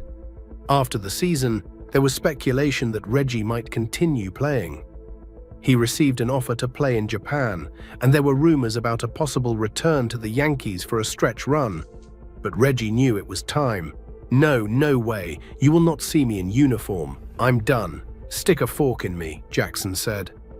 When he retired, Reggie Jackson had played 21 seasons and reached the postseason in 11 of them. A remarkable testament to his ability to play on winning teams. He won 6 pennants and 5 World Series championships. He hit 563 home runs, 6th all-time when he retired, and still among the top 15 in baseball history. His postseason numbers were staggering. In 77 playoff games, he hit 18 home runs and drove in 48 runs. In 27 World Series games, he hit 10 home runs with 24 RBIs and a .357 batting average. The career World Series slugging percentage of .755 remains a record to this day. No one performed better when it mattered most. No one earned the nickname Mr. October more thoroughly. On August 1, 1993, Reggie Jackson was inducted into the Baseball Hall of Fame. Next up, Babe Ruth. Imagine a 7-year-old boy, abandoned by his parents, living in a reform school in Baltimore. A child so troubled that his own family declared him incorrigible. Now imagine that same boy growing up to become the most famous athlete in American history, a man whose name would become synonymous with greatness. This is the story of George Herman Ruth Jr., better known to the world as Babe Ruth, the Bambino, the Sultan of SWAT. He did not just play baseball, he transformed it. He did not just break records, he shattered the very concept of what was possible in the sport. And his journey from the streets of Baltimore to becoming America's first true sports superstar is one of the most remarkable stories in the history of athletics. So sit back, because today we are diving deep into the life and legacy of a man who changed not just baseball, but American culture itself. George Herman Ruth Jr. was born on February 6, 1895, at 216 Emory Street in the Pigtown neighborhood of Baltimore, Maryland. The house belonged to his maternal grandfather, Pius Schamberger, a German immigrant and trade unionist. Both of Ruth's parents, Catherine Schamberger and George Herman Ruth Sr., were of German ancestry. As a child, young George even spoke German at home. His father worked a series of jobs, from lightning rod salesman to streetcar operator, before eventually becoming a counterman in a family-owned combination grocery and saloon business. The Ruth family lived above various saloons in a tough waterfront neighborhood where danger lurked around every corner. Life was brutal for the Ruth family. Of the 8 children born to George Sr. and Catherine, only 2 survived infancy, George Jr. and his younger sister Mamie. The constant tragedy, combined with the demands of running a saloon, meant that neither parent had much time for their surviving son. Catherine was often sickly, and George Sr. worked long hours. Left largely unsupervised, young George roamed the rough waterfront streets of Baltimore. He fell into trouble early and often, skipping school, drinking, chewing tobacco, and taunting local police officers. He engaged in petty theft and vandalism. By all accounts, he was a handful that his busy parents simply could not control. Shortly after his 7th birthday, in 1902, George Ruth Sr. and Catherine made a difficult decision. They petitioned the Baltimore courts to declare their son incorrigible and sent him to live at St. Mary's Industrial School for Boys, located on the outskirts of the city. This Catholic institution, run by the Xaverian brothers, was part orphanage, part trade school, and part reform school. For most children, being sent away at such a young age would have been devastating. But for George Ruth, St. Mary's would prove to be his salvation. The rules were strict, and the brothers enforced discipline, but they also taught vocational skills and encouraged sports. Most importantly for young George, it was at St. Mary's that he discovered his extraordinary talent for baseball. At St. Mary's, George met the man who would change his life forever. Brother Matthias, the school's prefect of discipline. Brother Matthias was a towering figure, standing well over 6 feet tall and commanding immense respect from the boys through both his physical presence and his fundamental fairness. The Canadian-born priest became a father figure to the troubled young boy. Ruth would later say of him that he taught me to read and write, and he taught me the difference between right and wrong. He was the father I needed and the greatest man I have ever known. Brother Matthias spent countless afternoons with young George, tossing worn-out baseballs into the air and swatting them out to the boys. Ruth watched in amazement. He would recall years later that he had never seen anything like that in his life. He said he thought he was born as a hitter the first day he ever saw Brother Matthias hit a baseball.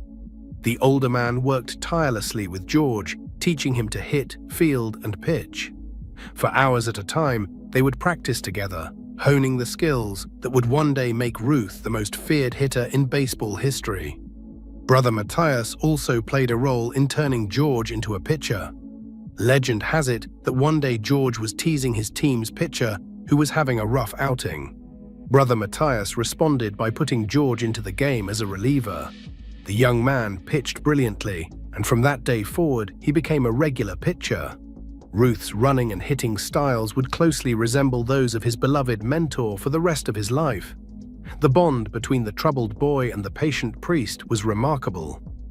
As biographer Robert W. Creamer noted, Ruth revered Brother Matthias, which was extraordinary. Considering that Matthias was in charge of making boys behave, and Ruth was one of the great natural misbehaviors of all time.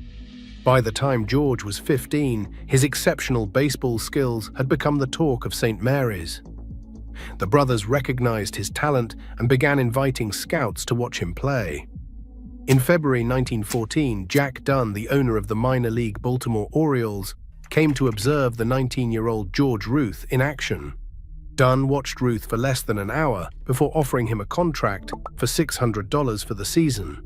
Since George was only 19 and still technically a ward of St. Mary's, Dunn had to become Ruth's legal guardian to complete the paperwork. This arrangement would soon give rise to the most famous nickname in sports history. When Ruth arrived at spring training in Fayetteville, North Carolina, in early March 1914, it was likely his first trip outside the Baltimore area. The train journey itself was an adventure for a young man who had spent most of his formative years behind the protective walls of St. Mary's. The rookie ballplayer was the subject of various pranks by veteran players, but he also earned a new identity. There are various accounts of how George Ruth came to be called Babe, but most center on his being referred to as Dunny's Babe or Jack's newest babe. The innocent, wide-eyed young man, so new to the world outside St. Mary's, seemed like a baby compared to the hardened veterans. The nickname stuck, and George Herman Ruth Jr. became Babe Ruth, a name that would echo through sports history for over a century. Ruth quickly distinguished himself on the diamond during spring training. In 2 outings against the Philadelphia Phillies, he faced 29 batters and allowed only 6 hits and 2 unearned runs. The following week, he threw a complete game victory over the Philadelphia Athletics, winners of 3 of the last 4 World Series. The talent was undeniable. Despite the Orioles' success on the field, the team was struggling financially. By late June 1914, Dunn found himself in a difficult position, with paid attendance dropping to as low as 150 fans. He had no choice but to sell his best players to raise money. On July 4, 1914, Ruth's contract, along with those of pitchers Ernie Shaw and Ben Egan, was sold to the Boston Red Sox of the American League. Ruth arrived in Boston on July 11, 1914, and that very afternoon he won his first game as a Red Sox pitcher, defeating the Cleveland Naps 4-3. His catcher that day was Bill Carrigan, who was also the Red Sox manager. Carrigan became a mentor to the young Ruth, even rooming with him and teaching him the fundamentals of the game. It was also on that day, according to Ruth's own account, that he met Helen Woodford, a 16-year-old waitress at Lander's coffee shop. Ruth said she served him when he had breakfast there. Within a few months after the season concluded, the two were married on October 14, 1914. Babe was 20 years old and Helen was just 17. They were married that autumn. In his first full season with the Red Sox in 1915, Ruth finished with an impressive 18 wins and 8 losses as a pitcher, along with a batting average of .315 and 4 home runs. The Red Sox won the American League pennant that year, though Ruth was not called upon to pitch in the World Series against the Philadelphia Phillies. Boston won in 5 games. 18 wins marked a strong start to his major league career. The following year, 1916, Ruth emerged as one of the best left-handed pitchers in baseball. He compiled a record of 23 wins and 12 losses, leading the league with an earned run average of just 1.75. He also pitched 9 shutouts, the most for American League lefties that season, a record that would stand until Ron Guidry equaled it in 1978. In the 1916 World Series against the Brooklyn Robins, Ruth delivered one of the most remarkable pitching performances in postseason history. In Game 2, he engaged in a tightly contested duel with Brooklyn's Sherry Smith. After giving up an inside-the-park home run to Hy Myers in the first inning, Ruth settled in and threw scoreless ball for the next 13 innings. The Red Sox won 2-1 in 14 innings, the longest pitching outing in baseball postseason history.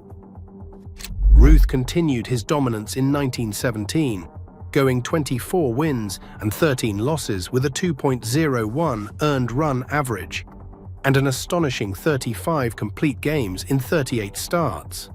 By then, he had displayed enormous power in his limited plate appearances, and it was becoming clear that his hitting was too valuable to be left out of the lineup on a daily basis.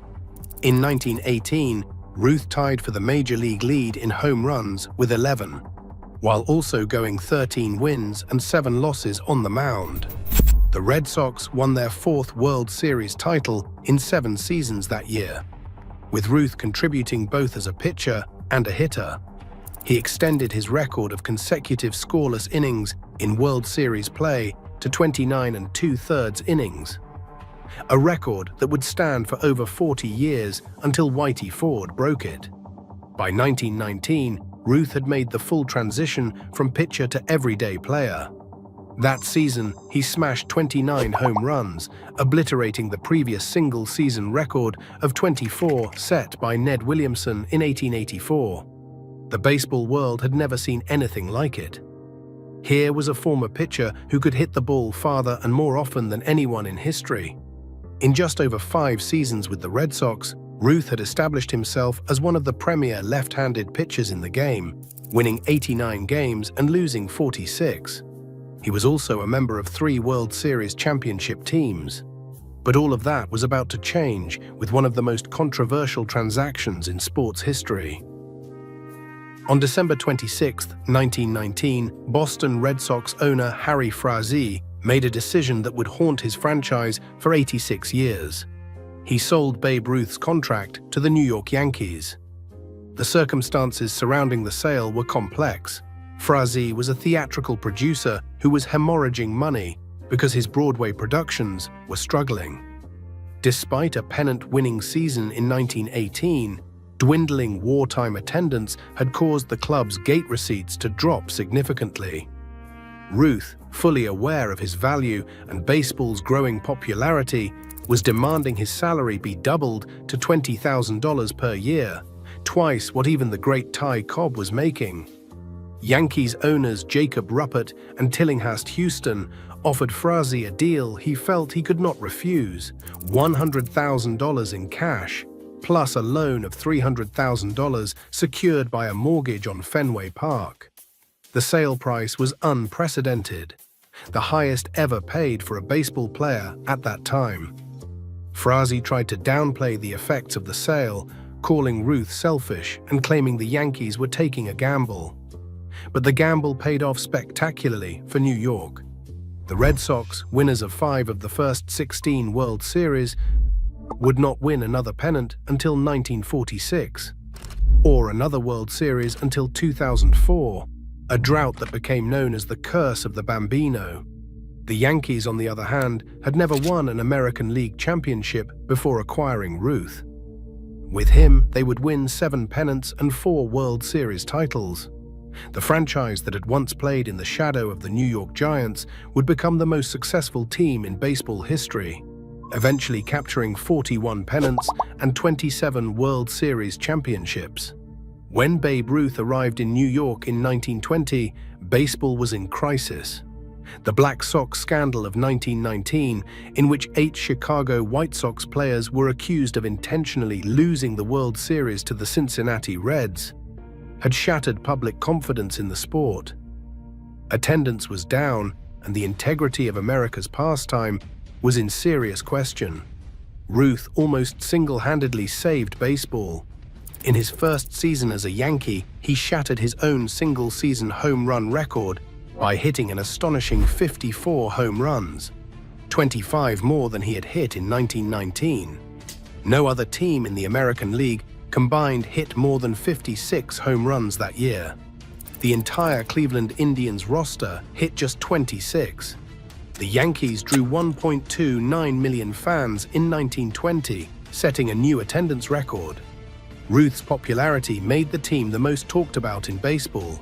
His performances were so stunning, so beyond the known standards of the day, that they inspired a new sports adjective, Ruthian.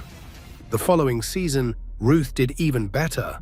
In 1921, he launched 59 home runs, drove in 171 runs, scored 177 runs, batted .376, and posted an unheard-of .846 slugging percentage. Many consider it the greatest offensive season in baseball history. The numbers were so staggering that they seemed almost fictional. Ruth's drawing power was so immense that the Yankees were able to finance the construction of their own stadium. In 1923, the magnificent new Yankee Stadium opened in the Bronx, immediately dubbed by sports writer Fred Lieb as the House That Ruth Built.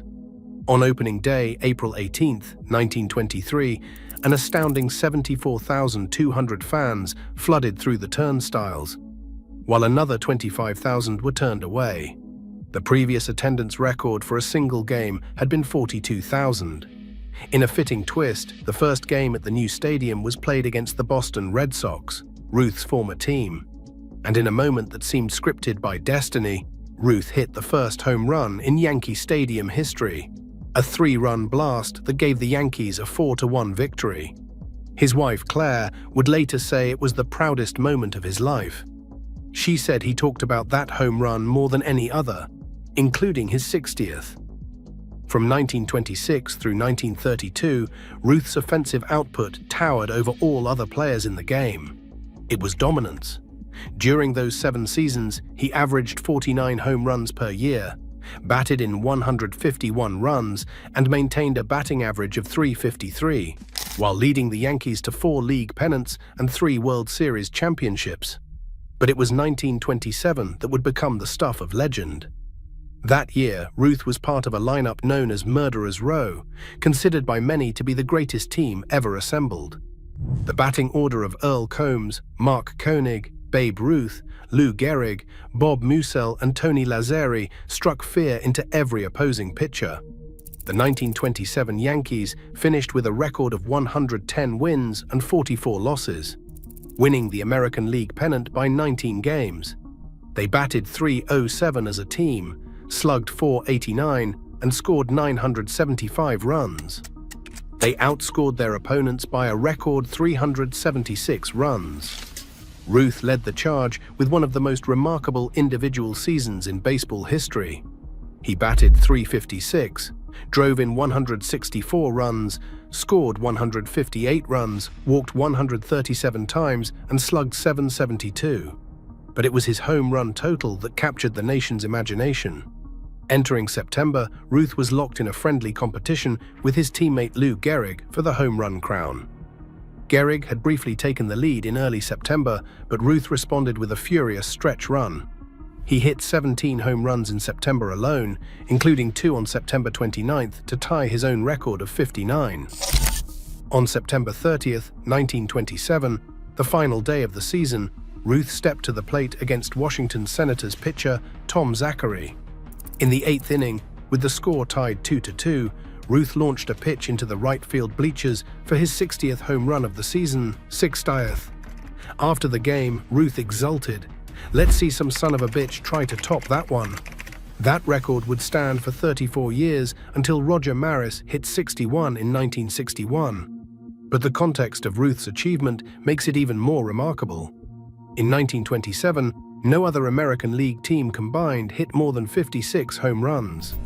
Ruth out-homered entire franchises by himself. The 1927 Yankees capped their legendary season by sweeping the Pittsburgh Pirates in 4 games in the World Series. The National Leaguers were reportedly so demoralized after watching the Yankees take batting practice before Game 1 with ball after ball sailing into the seats that they never recovered. The legend of Murderer's Row was complete. If there is one moment that encapsulates everything about Babe Ruth, his showmanship, his confidence, his larger-than-life persona, it is the legendary called shot in the 1932 World Series. The Yankees faced the Chicago Cubs, and tension between the two teams had been building for weeks. Former Yankees shortstop Mark Koenig had helped the Cubs reach the World Series after being acquired mid-season, but his teammates had voted to give him only a half share of their bonus money. When Ruth heard about this, he lambasted the Cubs in the press, calling them cheap bums and chiselers. The Cubs responded with a torrent of profanity from their dugout, and their fans joined in, reportedly cursing and spitting on Ruth and his wife Claire as they arrived at Wrigley Field for Game 3. The atmosphere was electric with hostility.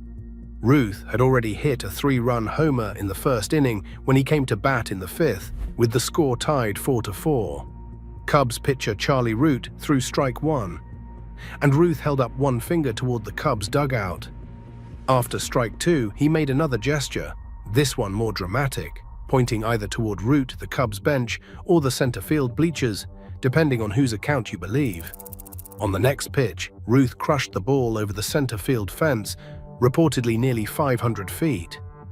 As he rounded the bases, he laughed at the stunned Cubs players. Lou Gehrig followed with his own home run, and the Yankees won 7-5 on their way to a 4-game sweep. Did Ruth actually call his shot? The debate has raged for nearly a century. Reporter Joe Williams wrote the next day that Ruth had pointed to center field before delivering. Ruth himself initially said he was showing the Cubs he still had 1 strike left, but later embraced the legend, saying, "It is in the papers, is it not?" Even a film of the at-bat discovered decades later proved inconclusive. What is certain is that in a hostile environment, with thousands of fans screaming against him, Ruth delivered one of the most dramatic moments in sports history. As one historian noted, What always gets diminished in the controversy about whether it was a called shot is that it was an unbelievable moment in which a player was challenged, and Ruth responded emphatically, as only he could. Off the field, Babe Ruth lived a life as large as his on-field exploits. He was a man of enormous appetites, famous for his love of food, drink, and good times. Stories abound of Ruth consuming 20 hot dogs and 8 sodas between games of a doubleheader, or spending nights partying until dawn before hitting home runs the next afternoon. His marriage to Helen Woodford was troubled almost from the start. Though he gave her furs, an 80-acre farm in Sudbury, Massachusetts, and adopted a daughter named Dorothy in 1921, he gave her neither time nor fidelity. His countless affairs caused Helen to have nervous breakdowns, and the couple eventually separated in 1925, though as Catholics they never divorced. In 1923, Ruth met Claire Hodgson, a beautiful model and showgirl from Athens, Georgia. Claire had come to New York with her daughter Julia after her first husband died in 1921. She and Ruth began an affair that would continue for years while he remained married to Helen.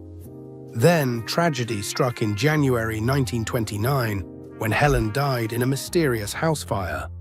Just 3 months later, on April 17, 1929, Ruth married Claire in an early morning ceremony on opening day at Yankee Stadium. The marriage transformed Ruth's life. Claire became his personal manager, controlling his outrageous spending and monitoring his eating habits. She brought stability and discipline to a man who had known little of either throughout his life. The blended family included Dorothy, whom Claire adopted, and Julia, whom Ruth adopted. They lived in a 14-room apartment in New York, along with Claire's mother and 2 brothers. By all accounts, Ruth was a devoted father who adored his daughters. He was the greatest dad, both daughters would later say. Ruth was also known for his generosity, particularly toward children. He made countless visits to sick children in hospitals, often without seeking publicity. He would sign autographs for hours, never turning away a young fan. The boy who had been abandoned at age 7 never forgot what it felt like to be a child in need. By the early 1930s, Ruth's playing skills were beginning to decline. Never the most physically fit player, his conditioning deteriorated to the point that running and fielding became difficult, though he could still hit. After the 1934 season, his last with the Yankees, Ruth desperately wanted to become a manager, but no offer came from New York. In February 1935, Ruth signed with the Boston Braves, returning to the city where his major league career had begun. The Braves promised him titles of vice president and assistant manager, hinting that he might eventually take over as skipper. But it was all a charade. Owner Emil Fuchs simply wanted Ruth to boost gate receipts for his struggling franchise. Ruth's time with the Braves was brief and painful. He struggled at the plate and in the field, hitting just a .181 batting average with 6 home runs. But he saved one last moment of glory for the end.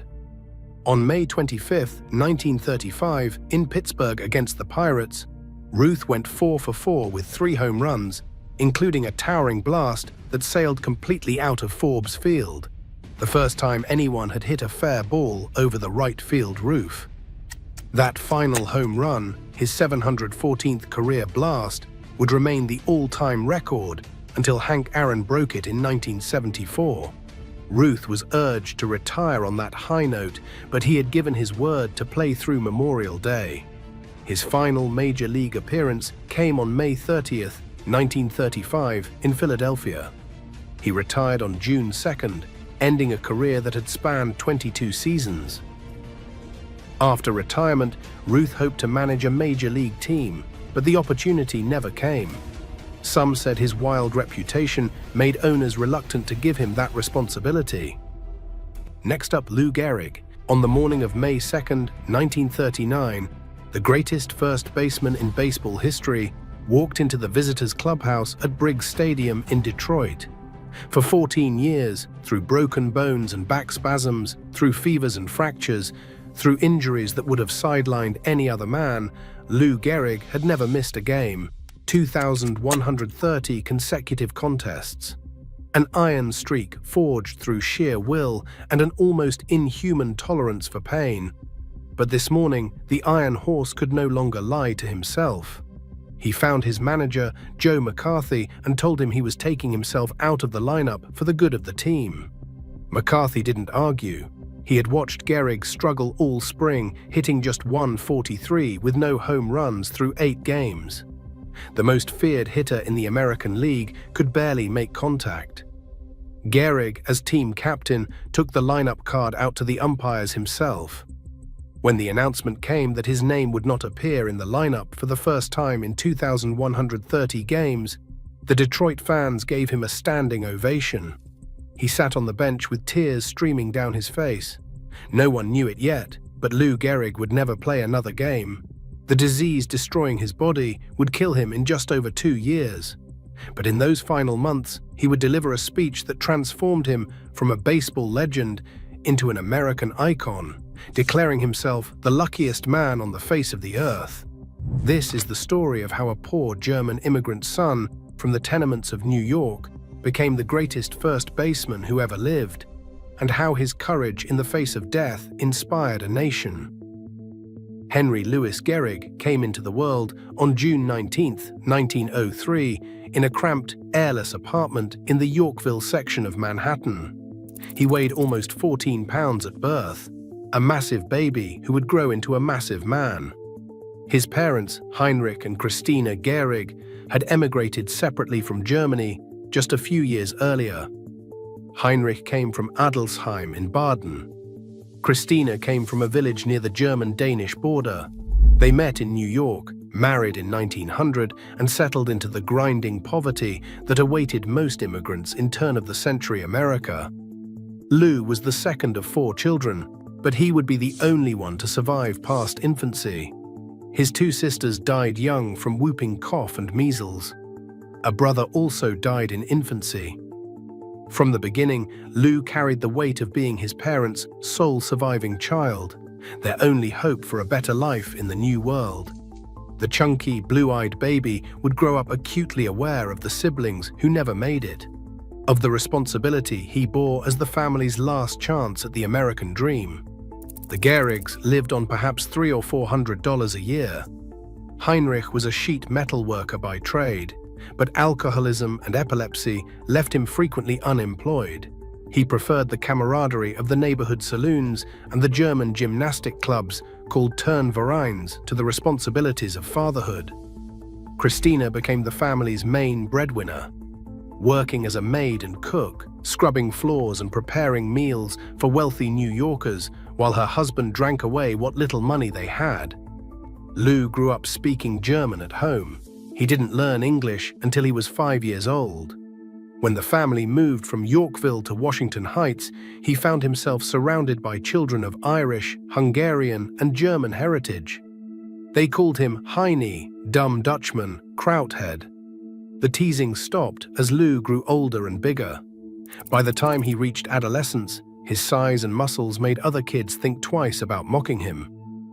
Washington Heights sat within shouting distance of Hilltop Park, home of the New York Highlanders, and the Polo Grounds, where the New York Giants played. Living near these cathedrals of baseball gave young Lou an appetite for the game. He began playing pickup games in the neighborhood and quickly discovered he was better than most of the other kids.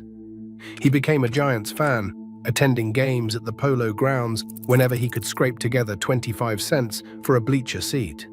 Christina Gehrig was a formidable woman, strong-willed and fiercely devoted to her son's future. She saw baseball as a schoolyard game, a waste of time that would lead nowhere. She wanted Lou to be in business someday, to escape the poverty that had trapped his parents. She pushed him relentlessly toward his studies, and Lou, ever the dutiful son, obeyed. But he couldn't stay away from the diamond. He played sandlot ball on weekends and during summers, developing into one of the best young players in New York City. When he enrolled at Commerce High School in Manhattan, he starred in both football and baseball. On June 26, 1920, he first captured national attention. Commerce High was playing a team from Chicago's Lane Tech High School at Cubs Park, the stadium that would later be renamed Wrigley Field. More than 10,000 spectators filled the stands. In the ninth inning, with the bases loaded, the 17-year-old Gehrig launched a grand slam that sailed completely out of the ballpark. Newspapers across the country reported on the prodigious blast by the schoolboy from New York. After graduating from Commerce High in 1921, Gehrig enrolled at Columbia University on a football scholarship. He planned to study engineering, fulfilling his mother's dream of seeing her son enter a respectable profession. At Columbia, he played fullback and defensive tackle on the football team, his powerful frame punishing opponents on both sides of the ball. But it was his performance on the baseball diamond that attracted professional scouts. Gehrig hit legendary home runs at Columbia. One soared into a second-story window of the journalism school. Another landed across College Walk, clearing a city street. On April 18, 1923, when the original Yankee Stadium opened for the first time and Babe Ruth christened the new ballpark with a home run, Yankees scout Paul Krickel was not in the Bronx watching the festivities. He was at Columbia's South Field, watching Lou Gehrig play. Krickel had seen enough. He told the Yankees front office that he had found another Babe Ruth. On April 30, 1923, Gehrig signed with the New York Yankees for a $1,500 bonus.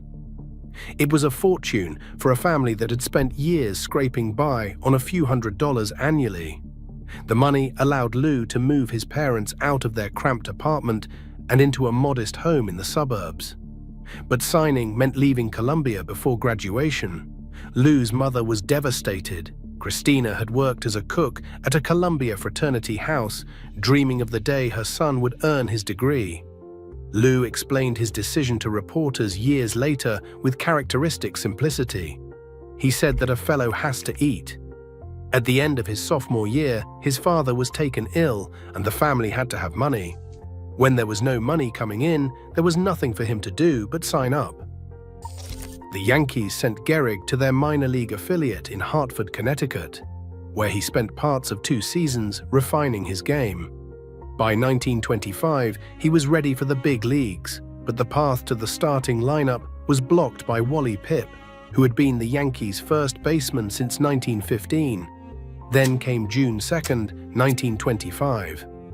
The Yankees were struggling, sitting in 7th place with a 15-26 record. Manager Miller Huggins decided to shake up his lineup. He benched Pipp along with catcher Wally Shang and second baseman Aaron Ward. The popular legend says Pipp had a headache and asked for aspirin.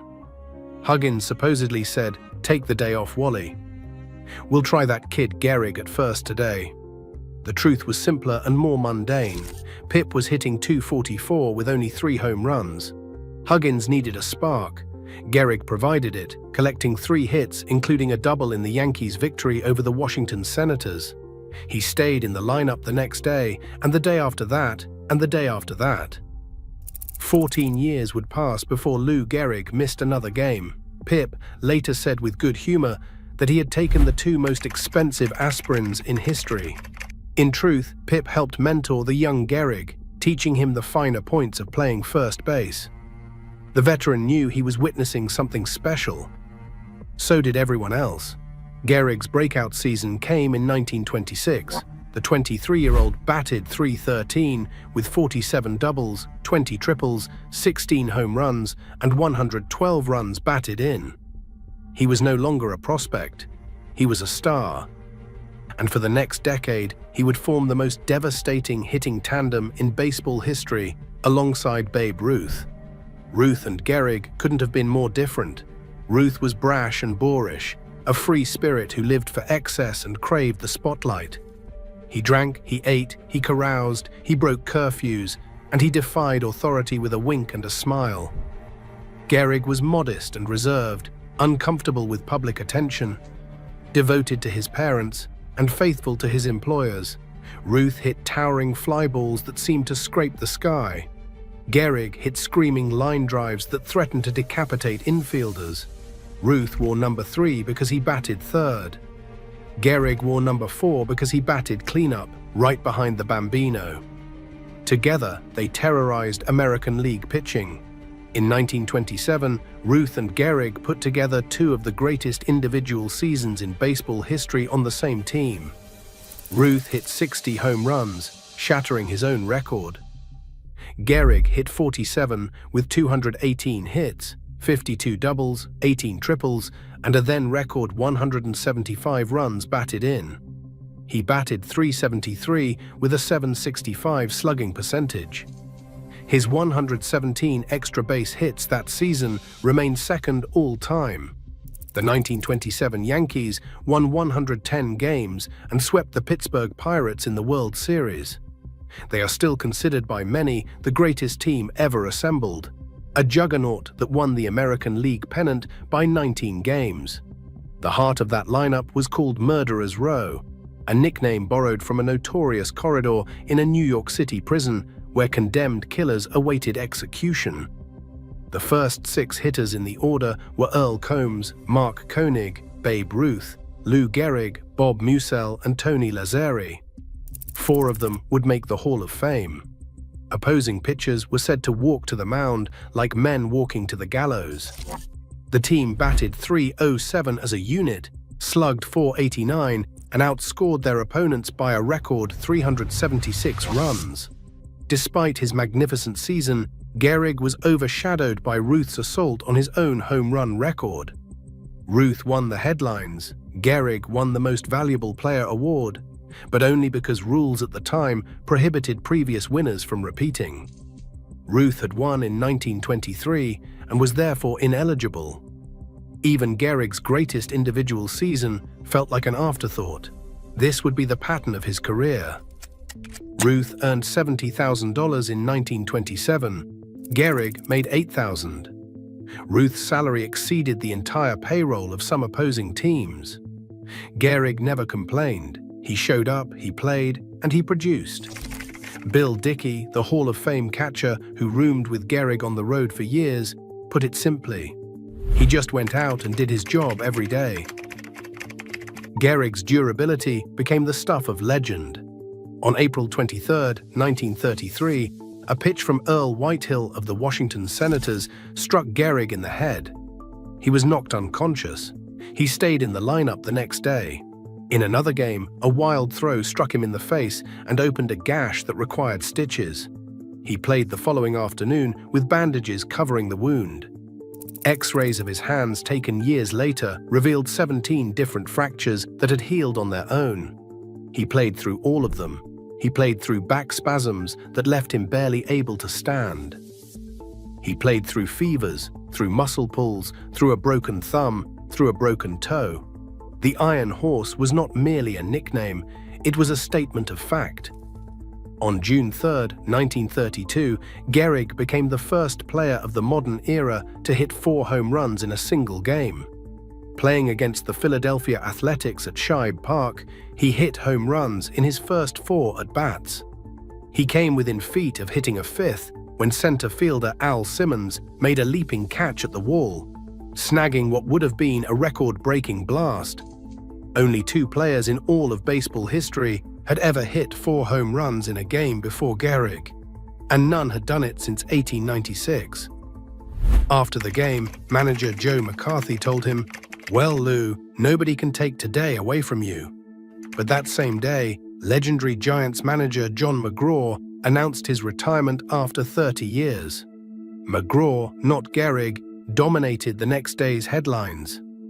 It was the story of Lou's career.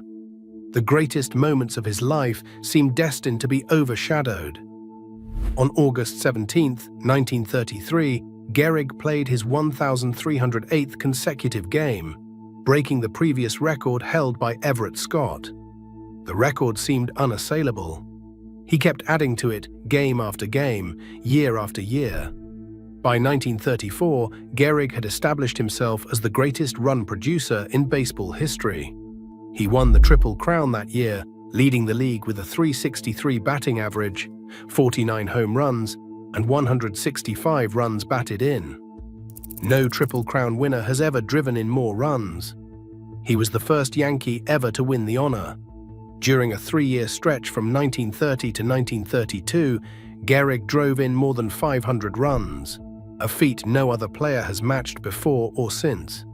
He had 6 seasons batting .350 or better, with a high of .379 in 1930. He had 8 seasons with 150 or more runs batted in. He had 11 seasons with more than 100 walks. He had 13 consecutive seasons scoring at least 100 runs and driving in at least 100 more. His career totals tell the story of sustained excellence that bordered on the supernatural. His career batting average was .340, his on-base percentage .447, and his slugging percentage .632. His career OPS of 1.080 ranks third all-time, behind only Babe Ruth and Ted Williams. Only 7 players in the history of the American and National Leagues have posted a career OPS above 1.000. Gehrig stands among them as the greatest first baseman of all. In 7 World Series, Gehrig batted .361, with 10 home runs and 35 runs batted in.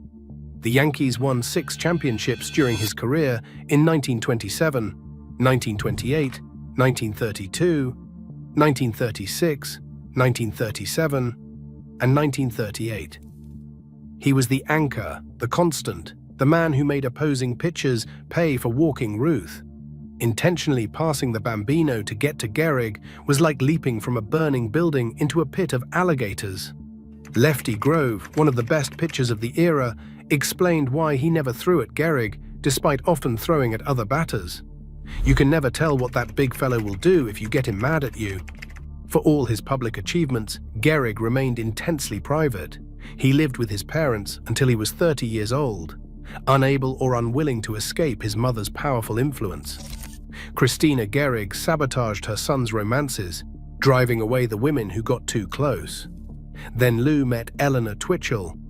Eleanor was the daughter of the Chicago Parks Commissioner, a society woman who moved in circles far removed from the tenements where Lou had grown up. They met at a party in Chicago in 1932 when the Yankees were in town. Eleanor was charming, ambitious, and utterly unintimidated by Christina Gehrig. They married in September 1933.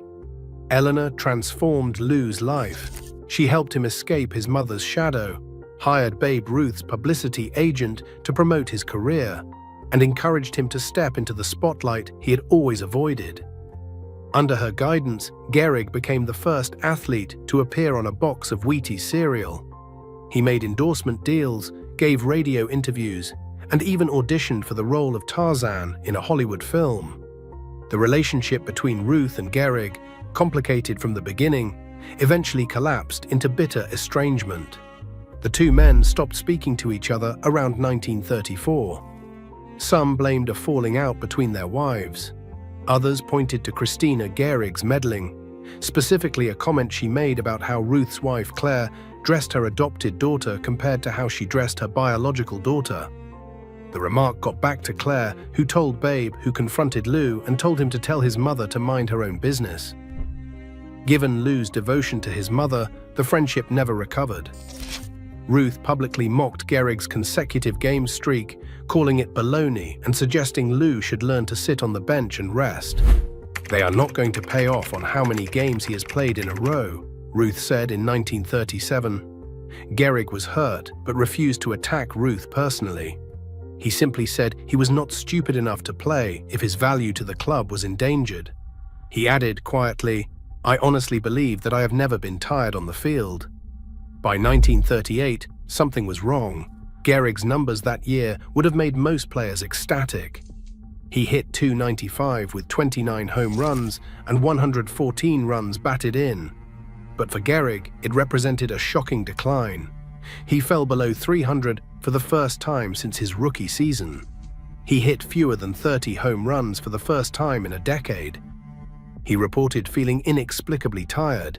In the World Series that fall, all 4 of his hits were singles. That winter, the symptoms worsened. Gehrig stumbled over curbs. He dropped things for no reason. He had trouble tying his shoelaces. Eleanor feared a brain tumor. A doctor diagnosed a bad gallbladder and put Lou on a strict diet of fruits and vegetables. Spring training in 1939 revealed how far Gehrig had fallen. His teammates watched in horrified silence as the man they had seen terrorize pitchers for a decade struggled with the simplest tasks.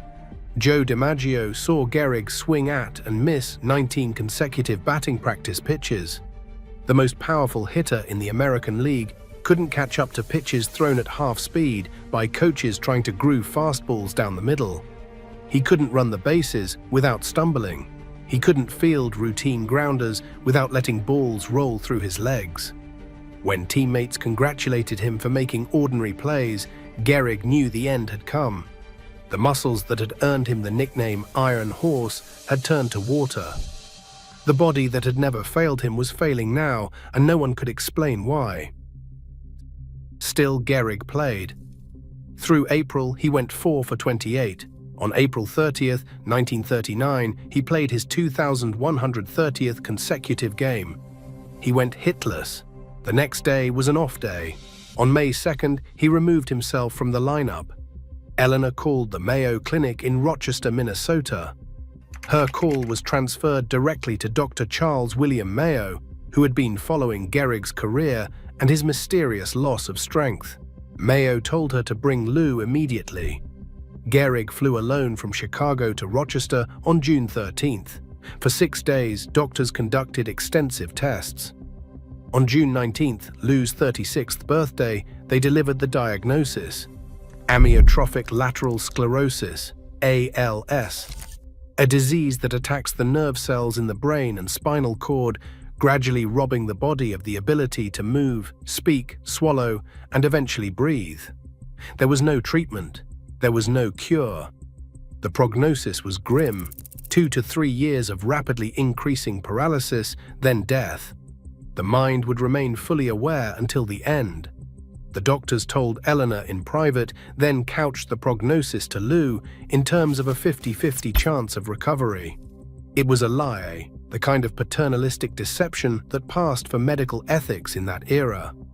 But Gehrig clung to that hope for the rest of his life.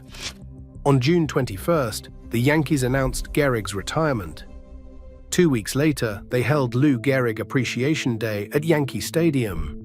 Between games of an Independence Day doubleheader against the Washington Senators, more than 61,000 fans gathered to honor the dying slugger. Members of the 1927 Yankees Murderers Row attended. Tony Lazzeri, Bob Musell, Earl Combs, Waite Hoyt, Mark Koenig, and others stood on the field alongside Gehrig's current teammates. Mayor Fiorello LaGuardia called Gehrig the greatest prototype of good sportsmanship and citizenship. Postmaster General James Farley praised his courage. There was doubt about whether Babe Ruth would appear. The two men had not spoken in years. But Ruth came.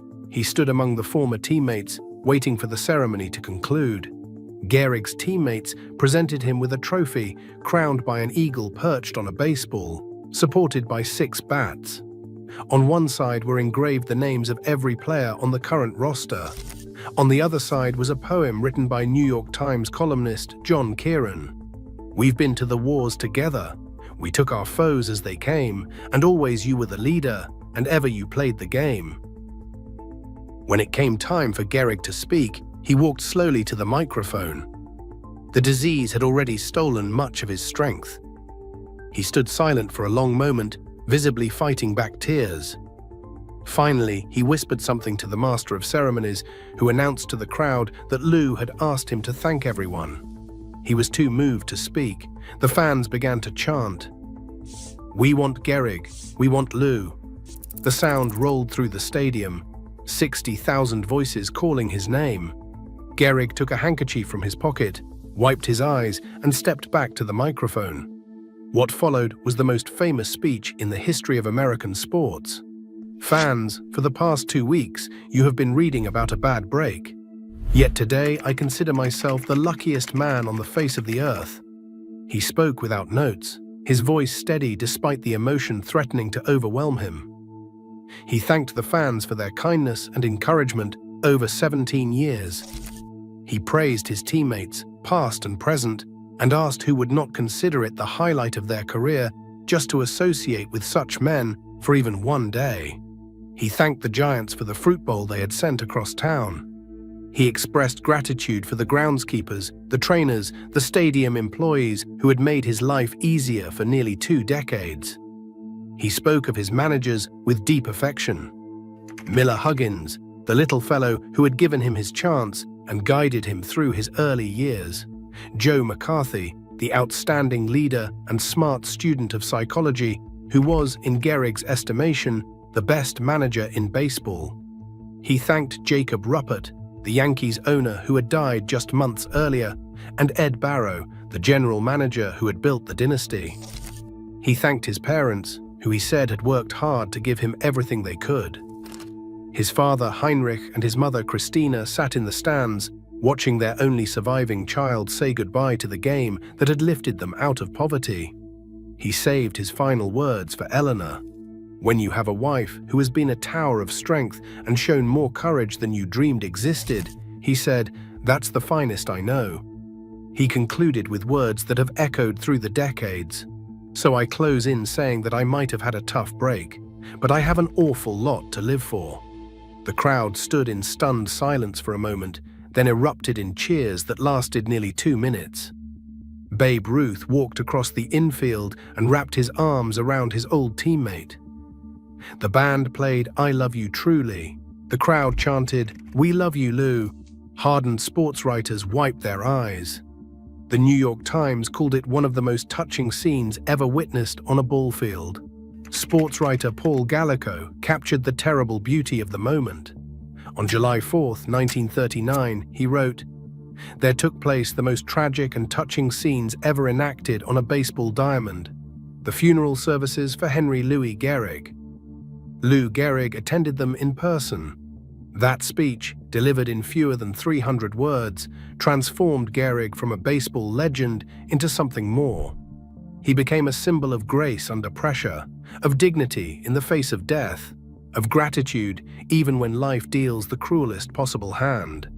The speech has been called baseball's Gettysburg Address." In October 1939, Mayor LaGuardia appointed Gehrig to a 10-year term on the New York City Parole Commission. Lou and Eleanor moved from New Rochelle to Riverdale in the Bronx to satisfy residency requirements. The job had $5,700 a year, far less than the lucrative speaking engagements and guest appearances Gehrig turned down. But he wanted to do something meaningful with whatever time he had left. He visited correctional facilities, meeting with inmates and parole officers. He insisted that news media not cover his visits. He came to work at City Hall regularly, even as his body continued to fail.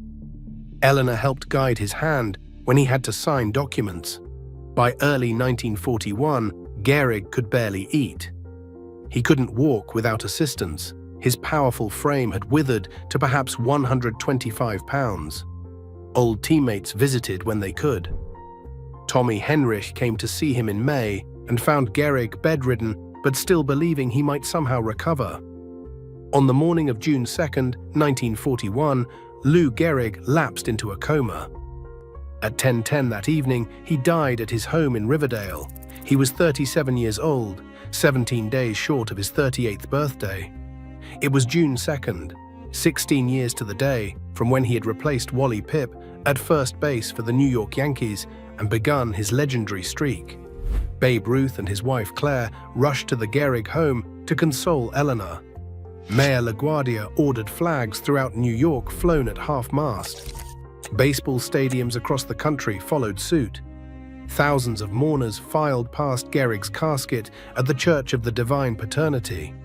Babe Ruth wept, following a funeral at Christ Episcopal Church in Riverdale, just across the street from his home. Gehrig's remains were cremated at Kensico Cemetery in Valhalla, New York, 21 miles north of Yankee Stadium. His ashes were placed in a crypt in the stone monument that still marks his grave. Eleanor Gehrig never remarried.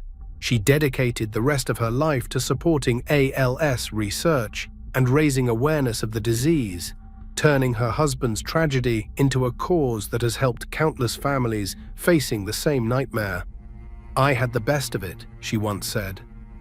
"I would not have traded 2 minutes of my life with that man for 40 years with another." She remained devoted to Lou's memory for 43 years after his death, finally joining him on March 6, 1984, her 80th birthday. Her ashes were interred beside his at Kensico Cemetery, together at last. The disease that killed Lou Gehrig is now known throughout America as Lou Gehrig's disease. ALS remains incurable, though research continues. Every June 2nd, Major League Baseball celebrates Lou Gehrig Day, honoring his memory and raising awareness for the fight against the illness that bears his name. In December 1939, the Baseball Writers Association waived the mandatory 5-year waiting period and elected Gehrig to the Hall of Fame immediately. He became the first player to have his uniform number retired by any team. Number 4 has not been worn by a Yankee since 1939 and never will be again. In 1969, the baseball writers voted Gehrig the greatest first baseman of all time. In 1999, fans chose him to the Major League Baseball All-Century team.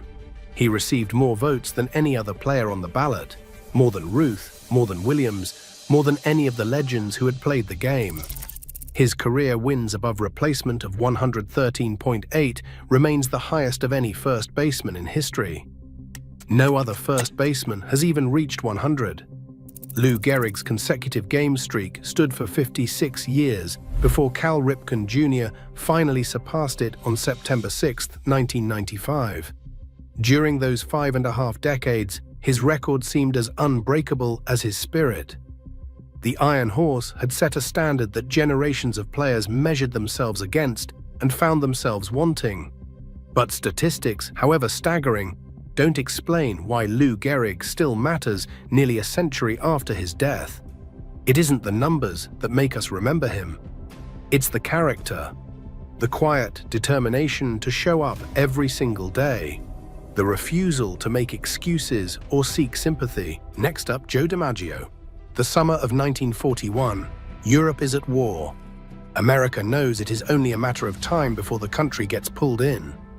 And in the middle of all that uncertainty, a 26-year-old center fielder from San Francisco starts hitting. And he does not stop. Game after game, week after week. Joe DiMaggio hit safely in 56 consecutive games, a stretch of baseball so absurd that no one has come within 12 games of it in the 80-plus years since. Statisticians have crunched the numbers and concluded that even for a hitter of DiMaggio's caliber, the odds were astronomical. It should not have happened. It happened anyway. That was Joe DiMaggio. 9 World Series championships in 13 seasons. 3 Most Valuable Player awards, a .325 lifetime batting average. He made the All-Star team every single year he played. He struck out just 369 times in his entire career, only 8 more than his 361 home runs. He was one of the most feared power hitters in baseball history, and pitchers could barely get him to swing and miss. Off the field, he was quiet, controlled. He did not chase fame, but fame chased him. He became the face of the New York Yankees. But here is what most people remember about Joe DiMaggio. In August 1962, Marilyn Monroe was found dead in her Los Angeles home. DiMaggio took charge of the funeral. He barred the Hollywood crowd. He barred the Kennedys. For the next 20 years, he had roses delivered to her crypt 3 times a week. He never remarried. When DiMaggio himself died in 1999, his attorney was by his side. According to that attorney, DiMaggio's last words were simple. "I'll finally get to see Marilyn, the greatest ball player of his generation, spent the last 37 years of his life mourning the woman he could not hold on to." This is his story. Giuseppe Paolo DiMaggio was born on November 25, 1914, in Martinez, California, a small town about 25 miles northeast of San Francisco. He was the 8th of 9 children born to Giuseppe and Rosalia DiMaggio. who had emigrated from Sicily to the fishing communities of the San Francisco Bay Area. Giuseppe Sr. was a fisherman, as his father had been before him, and his father before that. Generations of DiMaggios had made their living from the sea. When Joe was still a toddler, the family moved to the North Beach neighborhood of San Francisco, a vibrant Italian immigrant community where Giuseppe could find better fishing waters. He dreamed that his 5 sons would follow him onto the boats, continuing the family tradition that stretched back across the Atlantic to the old country. 2 of Joe's older brothers, Tom and Michael, fulfilled their father's wishes. They became fishermen. But Joe wanted nothing to do with it. The smell of dead fish nauseated him. He would do anything to avoid cleaning his father's boat, to escape the stench of the catch that clung to everything. Giuseppe called him lazy. He called him good for nothing. The old man could not understand why his son refused to embrace the only life he knew. The DiMaggio household was not wealthy. 9 children in a small house in North Beach, a father who worked long hours on the water, a mother who kept the family fed and clothed on modest means. Joe grew up speaking Italian at home and struggling with English at school. He was shy, quiet, and often picked on by other children because of his accent and his halting speech. But Joe had found something else. At the age of 10, he started playing baseball on the sandlots near the North Beach playground. He played third base with neighborhood kids, using rocks for bases, an old ball held together with bicycle tape, and an oar handle for a bat. They could not afford gloves, so they caught the ball with their bare hands. It hurt, but Joe did not care. He had found something he was good at. 2 of Joe's brothers, Vince and Dom, also fell in love with baseball. All 3 would eventually reach the major leagues as center fielders, the only trio of brothers in baseball history to accomplish that feat. But it was Vince, 4 years older than Joe, who paved the way. In 1932, Vince was playing for the San Francisco Seals of the Pacific Coast League, the top minor league on the West Coast. Near the end of the season, the team needed a shortstop after their regular starter left to play in Hawaii. Vince convinced his manager, Ike Caveney, to give his 17-year-old brother Joe a tryout. Joe played the final 3 games of the season at shortstop. He was no shortstop. His footwork was awkward, his arm angle inconsistent, but he could hit. The ball jumped off his bat with a sound that made scouts sit up in their seats. The Seals invited him back for spring training, and by 1933, at the age of 18, Joe DiMaggio was the starting right fielder for his hometown team.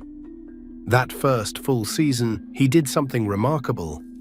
From May 27th through July 25th, DiMaggio hit safely in 61 consecutive games, a Pacific Coast League record that still stands more than 90 years later. It remains the second longest hitting streak in minor league history, behind only Joe Wilhoit's 69-game streak in 1919. The streak transformed DiMaggio. He was no longer just another prospect. He was a phenomenon. Fans packed Seals Stadium to watch him hit.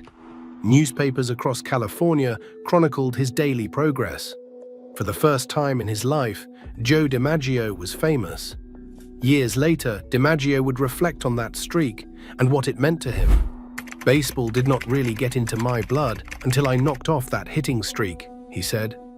"Getting a daily hit became more important to me than eating, drinking, or sleeping."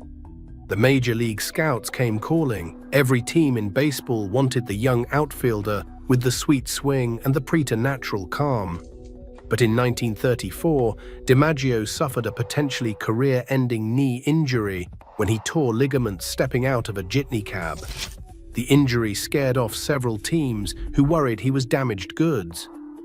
The Yankees did not scare easily. Scout Bill Essig had been watching DiMaggio for years. He convinced his bosses in New York that the knee would heal, that the talent was too extraordinary to pass up. The Yankees bought DiMaggio's contract for $25,000 and 5 players, with the agreement that he would remain with the Seals for 1 more season to prove the knee was sound. In 1935, DiMaggio proved the skeptics wrong in spectacular fashion. He batted .398 with 34 home runs and 154 RBIs. The Seals won the PCL championship, defeating the Los Angeles Angels in the playoffs, and DiMaggio was named the league's most valuable player. The fisherman's son from North Beach was ready for New York. Joe DiMaggio made his major league debut on May 3, 1936, at Yankee Stadium against the St. Louis Browns. He was 21 years old, batting third in the lineup, directly ahead of the great Lou Gehrig. The weight of expectation was enormous. The Yankees had not won a pennant since 1932. Babe Ruth had departed 2 years earlier, leaving a void that seemed impossible to fill. The franchise that had dominated the previous decade was searching for its next icon, its next transcendent star. Newspaper headlines across the country had already anointed DiMaggio as the savior, the man who would restore the Yankees to glory. The pressure would have crushed most 21-year-olds. DiMaggio barely seemed to notice. In his first game, he went 3 for 6 with a triple and 3 runs scored. The Yankees won, and DiMaggio looked as if he had been playing in the major leagues for years. Gehrig, watching from the on-deck circle, marveled at the rookie's composure. Gehrig said afterward, "I marveled at Joe's coolness under fire. He certainly was on the spot today. If I were in his shoes, I know I would have been plenty nervous. But he came through like a champion. He is going to be a great help to our club." DiMaggio finished his rookie season with a .323 batting average, 29 home runs, and 125 runs batted in. The 29 home runs set a Yankees rookie record that would stand for more than 80 years, until Aaron Judge shattered it with 52 in 2017. DiMaggio also scored 132 runs and drove in runs at a pace that suggested he would be one of the great run producers of his era. More importantly, the Yankees won the World Series, defeating the New York Giants in 6 games. DiMaggio hit .346 in the series, and in Game 2 he made a spectacular running catch in deep center field that silenced the crowd at the Polo Grounds. President Franklin D. Roosevelt was in attendance that day. It was the first of 4 consecutive championships. DiMaggio had arrived, and so had a new Yankees dynasty. In 1937, DiMaggio led the majors with 46 home runs, 151 runs scored, and 418 total bases. In 1939, he won his first Most Valuable Player award, leading the league with a career best .381 batting average. The Yankees won the World Series again, sweeping the Cincinnati Reds in 4 games. By the time he was 24 years old, Joe DiMaggio had 4 World Series rings and was widely considered the best player in baseball. But his greatest achievement was still to come.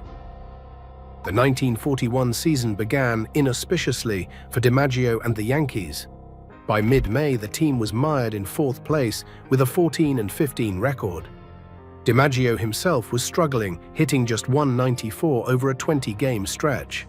The dynasty that had won 4 consecutive World Series from 1936 through 1939 seemed to be crumbling. On May 15th, the Yankees lost to the Chicago White Sox, 13-1. It was their 5th consecutive defeat. In the first inning, DiMaggio singled off left-hander Edgar Smith, driving in Phil Rizzuto for the Yankees' only run of the game.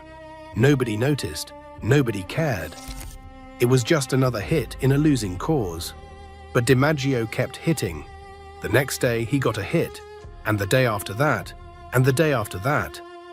By early June, people started paying attention. DiMaggio had hits in 20 consecutive games, then 25, then 30. The streak became a national phenomenon. Newspapers devoted entire sections to tracking his progress.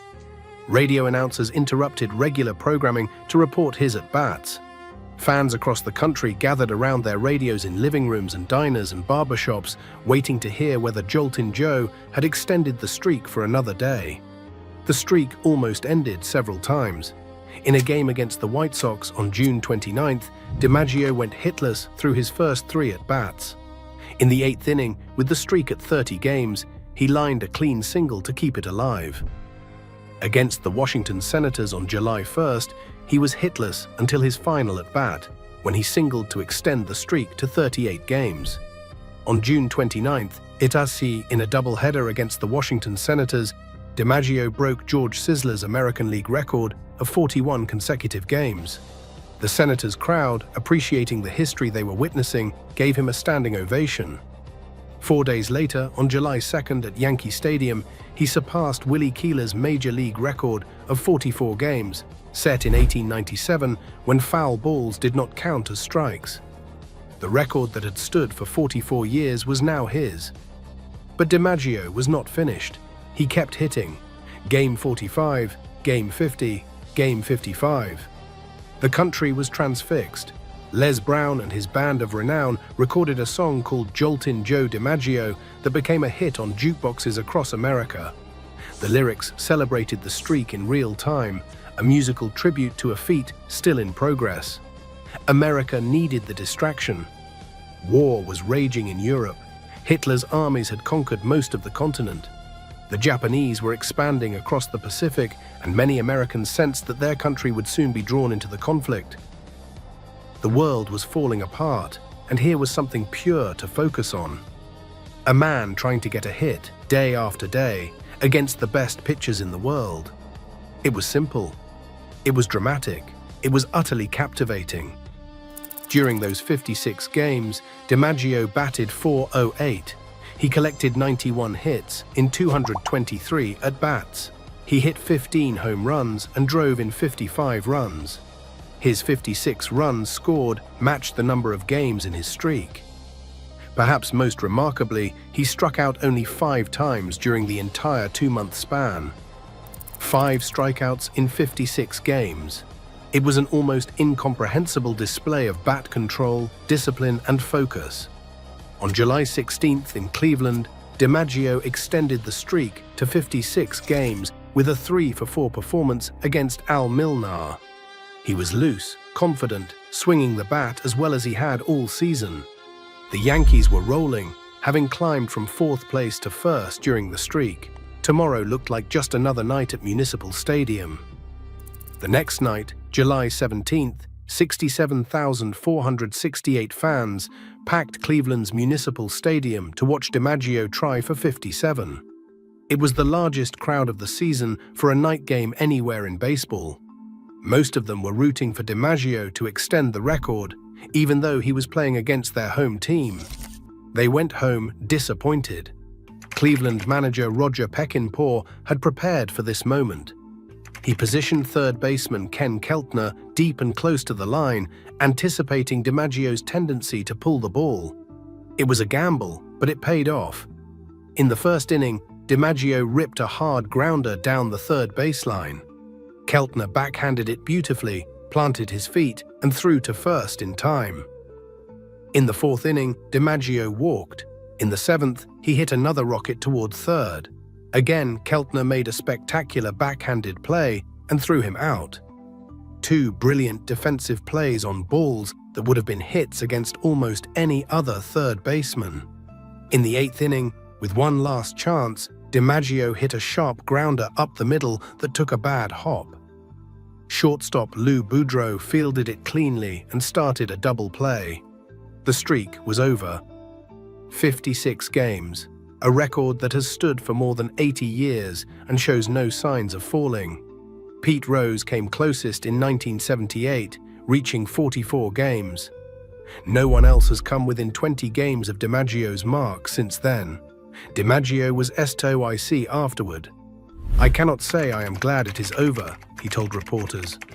"Of course, I wanted it to go on as long as it could." The next day, he started a new hitting streak. He hit safely in his next 16 games, meaning he had reached base safely in 72 of 73 contests. The Yankees won the American League pennant by 17 games and defeated the Brooklyn Dodgers in the World Series in 5 games. DiMaggio won the MVP award, beating out Ted Williams, who had batted .406 that season, the last player to hit over 400. Both accomplishments were extraordinary. But DiMaggio got the award. The streak had captured the nation's imagination in a way that Williams' batting average, remarkable as it was, had not. There was something about the daily drama, the yes or no tension, that made DiMaggio's achievement feel more immediate, more human, more heroic.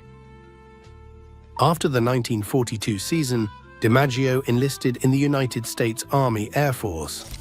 He was 28 years old, at the absolute peak of his powers, having just won his second MVP award. He gave 3 years of his prime to serve his country during World War II. He was stationed primarily in California and Hawaii, playing baseball for military teams and helping with physical fitness training for the troops. His fame made him valuable for morale, and the military used him accordingly. He never saw combat, but he lost 3 seasons that he would never get back. 3 years when he almost certainly would have added to his statistics and his legend. When DiMaggio returned in 1946, he was 31 years old. His body was beginning to show the wear of a decade of professional baseball. His timing was off, his legs were slower. The season was a struggle, and the Yankees finished third, 17 games behind the Boston Red Sox. DiMaggio was not finished. The post-war years brought more success but also more pain. In 1947, DiMaggio won his third MVP award, leading the Yankees to another World Series championship over the Brooklyn Dodgers. He committed only 1 error in the outfield all season. He was still the best player in the American League. In 1948, despite playing with a bone spur in his right heel that caused constant agony, he led the league in home runs with 39 and runs batted in with 155. He finished second in the MVP voting to Lou Boudreau of the Cleveland Indians. It was one of his finest seasons statistically, and he played much of it in pain. The 1949 season tested DiMaggio like nothing before. The heel problems became so severe that he could barely walk, let alone run. He missed the first 65 games of the season. Doctors told him he might never play again. The Yankees, locked in a tight pennant race with the Boston Red Sox, soldiered on without their star. In late June, DiMaggio felt good enough to attempt a comeback. The Yankees were playing a 3-game series at Fenway Park against the Red Sox. Manager Casey Stengel, in his first year with the team, penciled DiMaggio into the lineup and hoped for the best. What happened over those 3 days became the stuff of legend. In the first game, DiMaggio singled in his first at-bat, then hit a home run. The Fenway crowd, despite rooting for the Red Sox, gave him a standing ovation. In the second game, he hit 2 home runs. In the third game, he hit another home run and drove in 3 runs. The Yankees swept the series. DiMaggio had 4 home runs and 9 runs batted in during 3 games after missing half the season. It was perhaps the most remarkable 3-game stretch in baseball history. The pennant race came down to the final weekend, with the Yankees and Red Sox meeting at Yankee Stadium. The Red Sox needed to win just 1 of 2 games to clinch the pennant. Instead, the Yankees won both, with DiMaggio playing every inning despite being exhausted and in constant pain.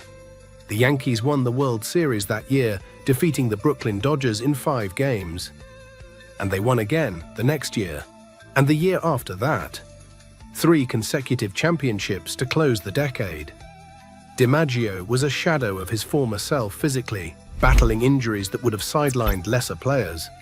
But his presence still lifted everyone around him. His mere appearance in the lineup gave his teammates confidence. His teammate Phil Rizzuto later reflected on those final years. Baseball was not much fun for Joe from 1949 until he quit, Rizzuto said. He was getting older and he was hurt a lot, but he never complained. He just played. In 1951, at the age of 36, DiMaggio knew the end had come. His legs were gone, his shoulder ached constantly. His body could no longer do what his mind demanded. The Yankees offered him another contract, $100,000 for 1 more season. DiMaggio was the first baseball player ever to reach that salary. But he refused to continue. He would not embarrass himself. He would not diminish what he had accomplished. When baseball is no longer fun, he said, it is no longer a game. And I find it is no longer fun for me. He retired after the 1951 World Series, which the Yankees won over the New York Giants. It was his 9th championship in 13 seasons. He had 3 Most Valuable Player awards, 13 All-Star selections, and a lifetime batting average of .325. He had struck out only 369 times in his career, just 8 more than his 361 home runs. No power hitter in history had ever combined such production with such contact. He was elected to the Hall of Fame in 1955 in his first year of eligibility, receiving votes on 89% of the ballots. If Joe DiMaggio had simply been one of the greatest baseball players who ever lived, his story would still be remarkable. But what elevated him into American mythology was what came after. In 1952, a year after his retirement, DiMaggio was reading a newspaper when he saw a photograph of a young actress named Marilyn Monroe. She was wearing a baseball uniform, posing for a promotional shoot. DiMaggio was intrigued. He made phone calls until he found someone who could arrange an introduction. Their first date was at an Italian restaurant in Hollywood. Monroe arrived expecting the stereotypical arrogant athlete. Instead, she found a shy, quiet man who barely spoke. She was captivated. They began a courtship that fascinated the nation. The greatest ball player of his generation and the most glamorous movie star in the world. It was a pairing that seemed almost too perfect to be real. On January 14, 1954, they were married at San Francisco City Hall. The press called it the marriage of the century. Hundreds of reporters and photographers mobbed the courthouse. The couple could barely make it through the crowd. The marriage lasted 9 months. DiMaggio wanted a traditional wife, someone who would stay home and raise children. Monroe was ascending to the peak of her fame, making movies, doing publicity, living the life of a Hollywood star. Their visions for the future were incompatible. The breaking point came in September 1954 during the filming of The 7-Year Itch in New York City. Director Billy Wilder staged a publicity stunt in which Monroe stood over a subway grate while a blast of air sent her white dress billowing above her waist. Thousands of onlookers gathered to watch. Photographers clicked away. The images would become iconic. DiMaggio was there. He watched as his wife exposed herself to the cheering crowd. Witnesses said he had the look of death on his face. The couple fought that night. According to multiple accounts, the argument turned physical. A month later, Monroe filed for divorce, citing mental cruelty. Standing before a judge, she said her husband would go for periods of sometimes 10 days without speaking to her. The marriage was over. But the relationship was not. In 1961, after Monroe's 3rd marriage, to playwright Arthur Miller had also ended in divorce. She suffered a nervous breakdown and was admitted to a psychiatric clinic in New York. She called DiMaggio, and he came immediately. He secured her release and took her to Florida, where the Yankees were holding spring training, so she could rest and recover. They spent time together. They rekindled something. Friends said DiMaggio was planning to ask her to marry him again. On August 5, 1962, Marilyn Monroe was found dead in her Los Angeles home. She was 36 years old. The cause was ruled a probable suicide from a barbiturate overdose. DiMaggio was devastated. He took charge of the funeral arrangements. He barred Hollywood celebrities from attending. He barred the Kennedys, whom he blamed for contributing to her downfall. At the service, he bent over her casket and whispered, "I love you, I love you." For the next 20 years, until his own death in 1999, DiMaggio had roses delivered to her crypt 3 times a week. He never spoke publicly about her. He never exploited their relationship for publicity or profit. He simply mourned her, quietly and privately, for the rest of his life. He never remarried. In the decades after his playing career, Joe DiMaggio became something more than a former athlete. He became a symbol. In 1967, songwriter Paul Simon was working on a song about the loss of American innocence. He included a line asking where Joe DiMaggio had gone, suggesting the nation still looked to him as a figure of integrity and grace. When Simon met DiMaggio years later, the former ball player asked why he had been singled out. Simon explained that he represented something heroic and dignified from a simpler time. DiMaggio accepted the explanation.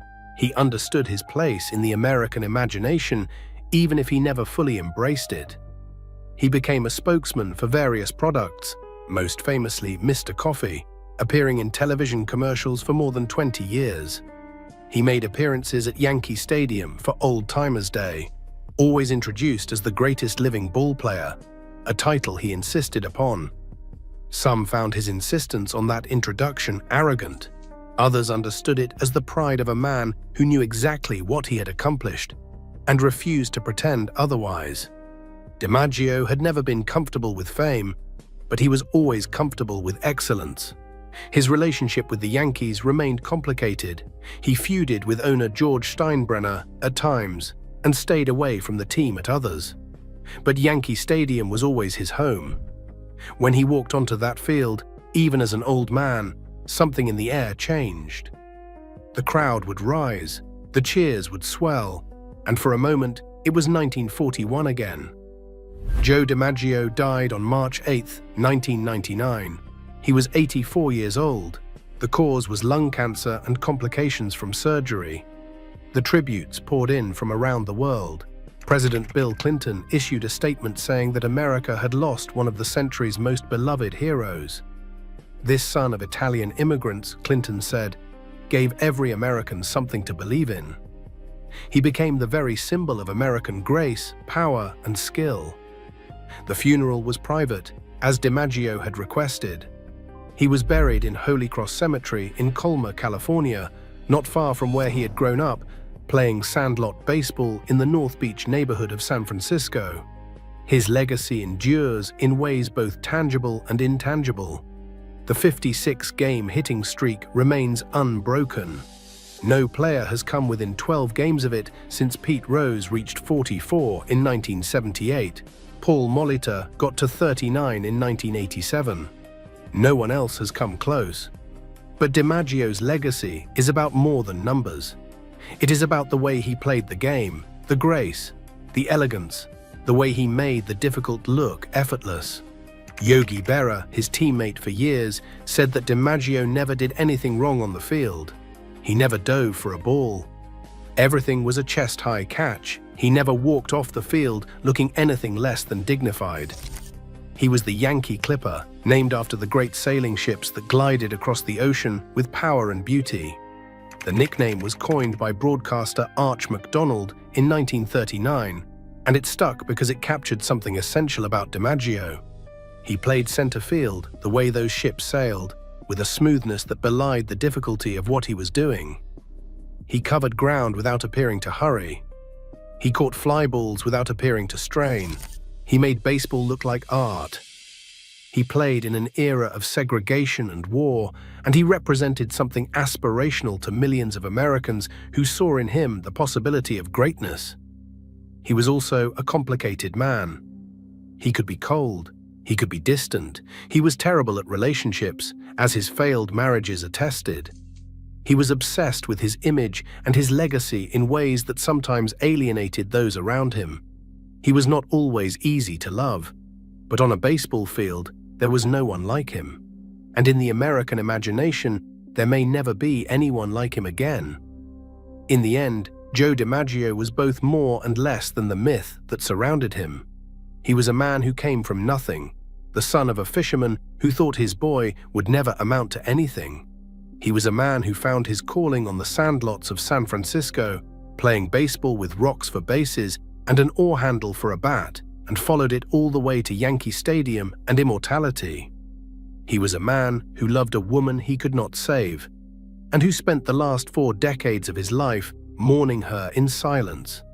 He was a man who represented an era of American history that has passed into memory, an era of clarity and purpose that we remember more fondly than it perhaps deserves. He was a man who insisted on being introduced as the greatest living ball player because he believed it was true, and because he had earned the right to say so. But he was also simply a baseball player, a man who stepped into the batter's box and tried to hit the ball. A man who ran down fly balls in center field with an elegance that made grown men weep. A man who played a game for a living and played it better than almost anyone who has ever lived. A man who proved that the son of an immigrant fisherman could become the most celebrated athlete in America. Where have you gone, Joe DiMaggio? He went to the same place we all go eventually. But the memory of what he did on those summer afternoons in the Bronx, the memory of 56 consecutive games with a hit, the memory of grace under pressure and excellence sustained across 13 seasons and 9 championships, that memory lives on. It lives on in the record books and in the stories passed down from generation to generation. It lives on every time someone mentions his name and someone else nods in recognition. He was the Yankee Clipper. He was Joltin' Joe. He was the greatest living ball player. And in the hearts of baseball fans everywhere, he always will be. Like and subscribe for more baseball documentaries. Until next time.